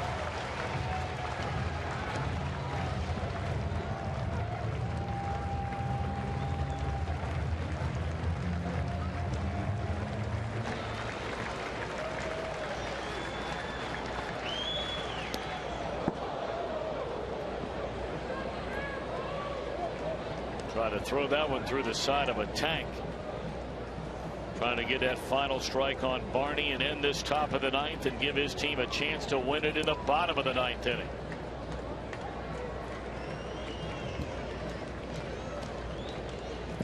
And he'll give his team a chance on a good throw by Mesoraco. Well done by Logan Andrusic. An outstanding job. Alrighty. Bottom of the 9th inning. We've got a pinch hitter. We've got Mesoraco and Hamilton. We're tied at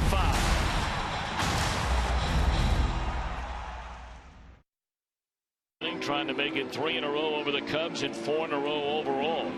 And they'll have to do it against the Cubs closing.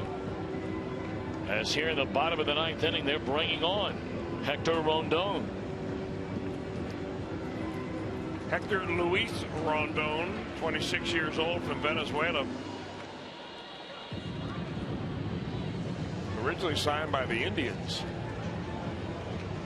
And he is another strong arm right-hander that they can go to here.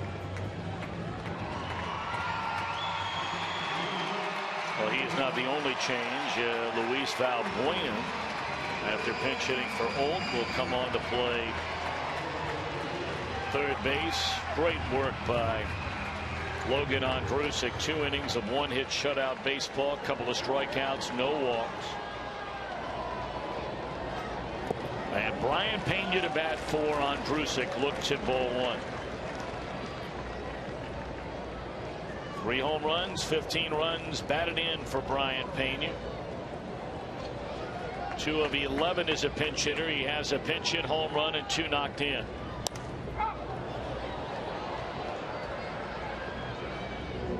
And you can see that Rondon can rush it up there. That fastball at 97 miles per hour.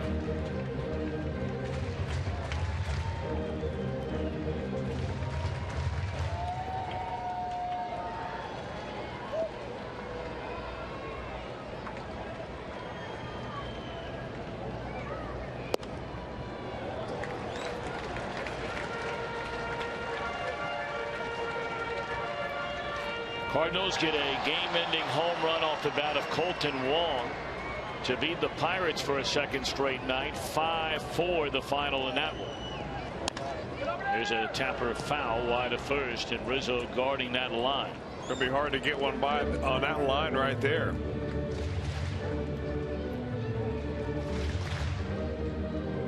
Rondon, another product of a kind of a bottom fishing expedition that the Cubs have done.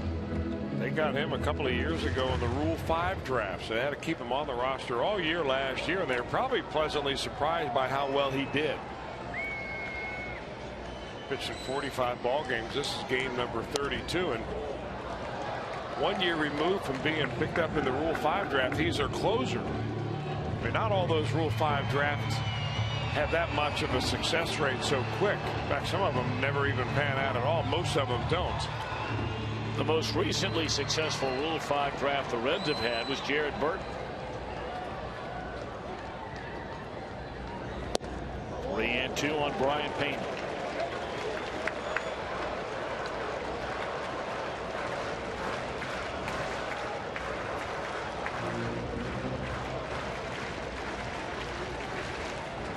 Mesoraco waiting on deck. Payoff pitch to Brian Pena. And it's in the air. Up the left field line. A long run for everybody. And it drops in. And Pena only at first base.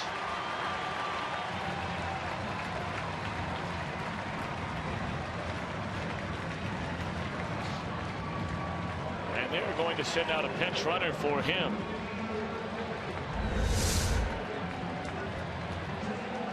Well, that's a play somebody has to make, don't they?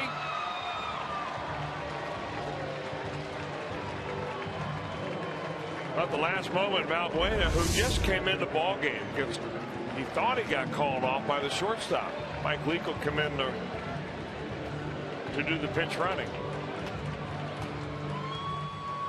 Well, Brian Price has talked about having not been bit by only having 4 players on his bench available. Right now could be construed as one of those moments, because the only remaining bench player he has is Ramon Santiago, and you're using a pitcher to run for a position player who does not run well in pain. And oh, by the way, Mesoraco is the only catcher you have left. So you're hoping this baby's going to come to an end right here and right now in the bottom of the 9th inning.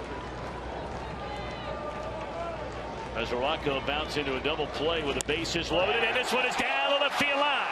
And Leake is making a turn. He's coming to third.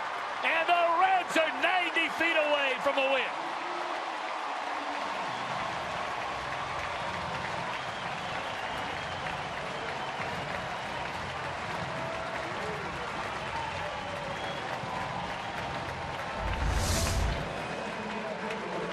Mesoraco gets a breaking ball and just attacks it like he normally does. And it's a good job by Mike Leake. There was just a moment of hesitation as he came around the second base bag, but he realized that he could get there. There wasn't even a throw to third. The throw went to second. And now the Cubs, they're forced to make a decision right here. And Rick Renteria is going to go out to the mound to make sure that everybody's on the same page. The largest deficit the Reds have overcome in a game this year is only 2 runs. That has been talked about frequently. The last time they came back from 5 or more down was a game against Colorado, or Arizona, I beg your pardon, going back a couple of years ago. And they actually came back in that game from 6 runs down. But it's been talked about a lot, Chris, you know, with all the struggles of the offense. But now they have a chance to be able to say, okay, maybe we haven't done it all year, but we got a chance and are hoping to get it done tonight. They got to feel that they've got a real good chance right now. I mean, the momentum in this ballpark and the energy in this ballpark. I mean, people are on their feet. Here's the situation. You know, nobody outrunners at first and third. The Cubs have to decide whether they're going to load the bases or not. They probably won't. At least not to Billy Hamilton. They've got to play the infield in. They've got to bring the outfield way in. And I mean, where they're playing right now is simply too deep. Winning run at third, nobody out. Hamilton, a broken bat flare, and the Reds have won it. They've won it. Down 5-0. And Billy Hamilton, the hero yet again.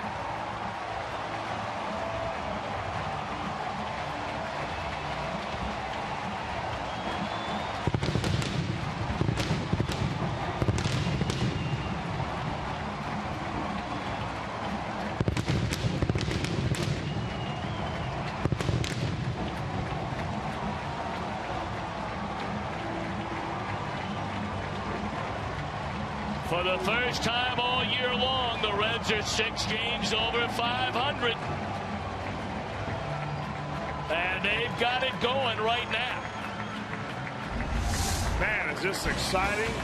And what a way to end on a broken bat. Billy Hamilton's not even sure where the ball is. Looks around, sees the bat. There's the ball inside the fair line down left field line. And our Nissan drive of the game winner by Billy Hamilton. What a victory for Brian Price and the Reds tonight. Oh, man. And, hey, look, when all's said and done tonight, I think we agree the offense will get the pub, but the Reds bullpen tonight. Contreras, Hoover, Andrusik, lights out. Jeff Piccolo standing by with Billy Hamilton.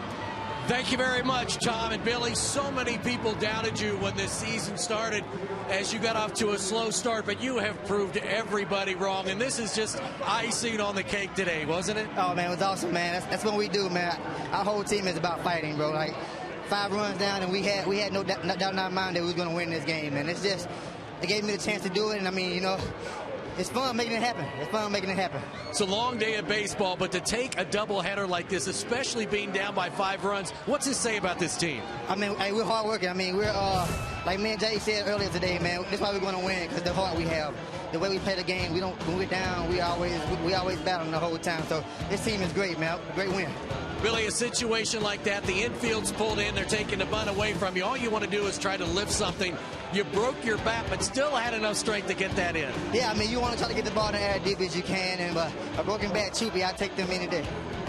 To be able to be on this roll that you guys are on right now, and you're starting to inch your way back close to the top of the division as the All-Star break looms, it just shows all the problems that you guys had early, the fight in this team, doesn't it? It does. It does. But like we said, we were down early off in the season, and we were down a lot. Everybody was doubting us big time, and I feel like we battled through it. Everybody.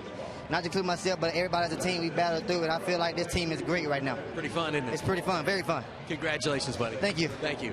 Billy Hamilton, Tom, boy, this kid, Everyone and their brother doubted him when the season started. Could he make an impact?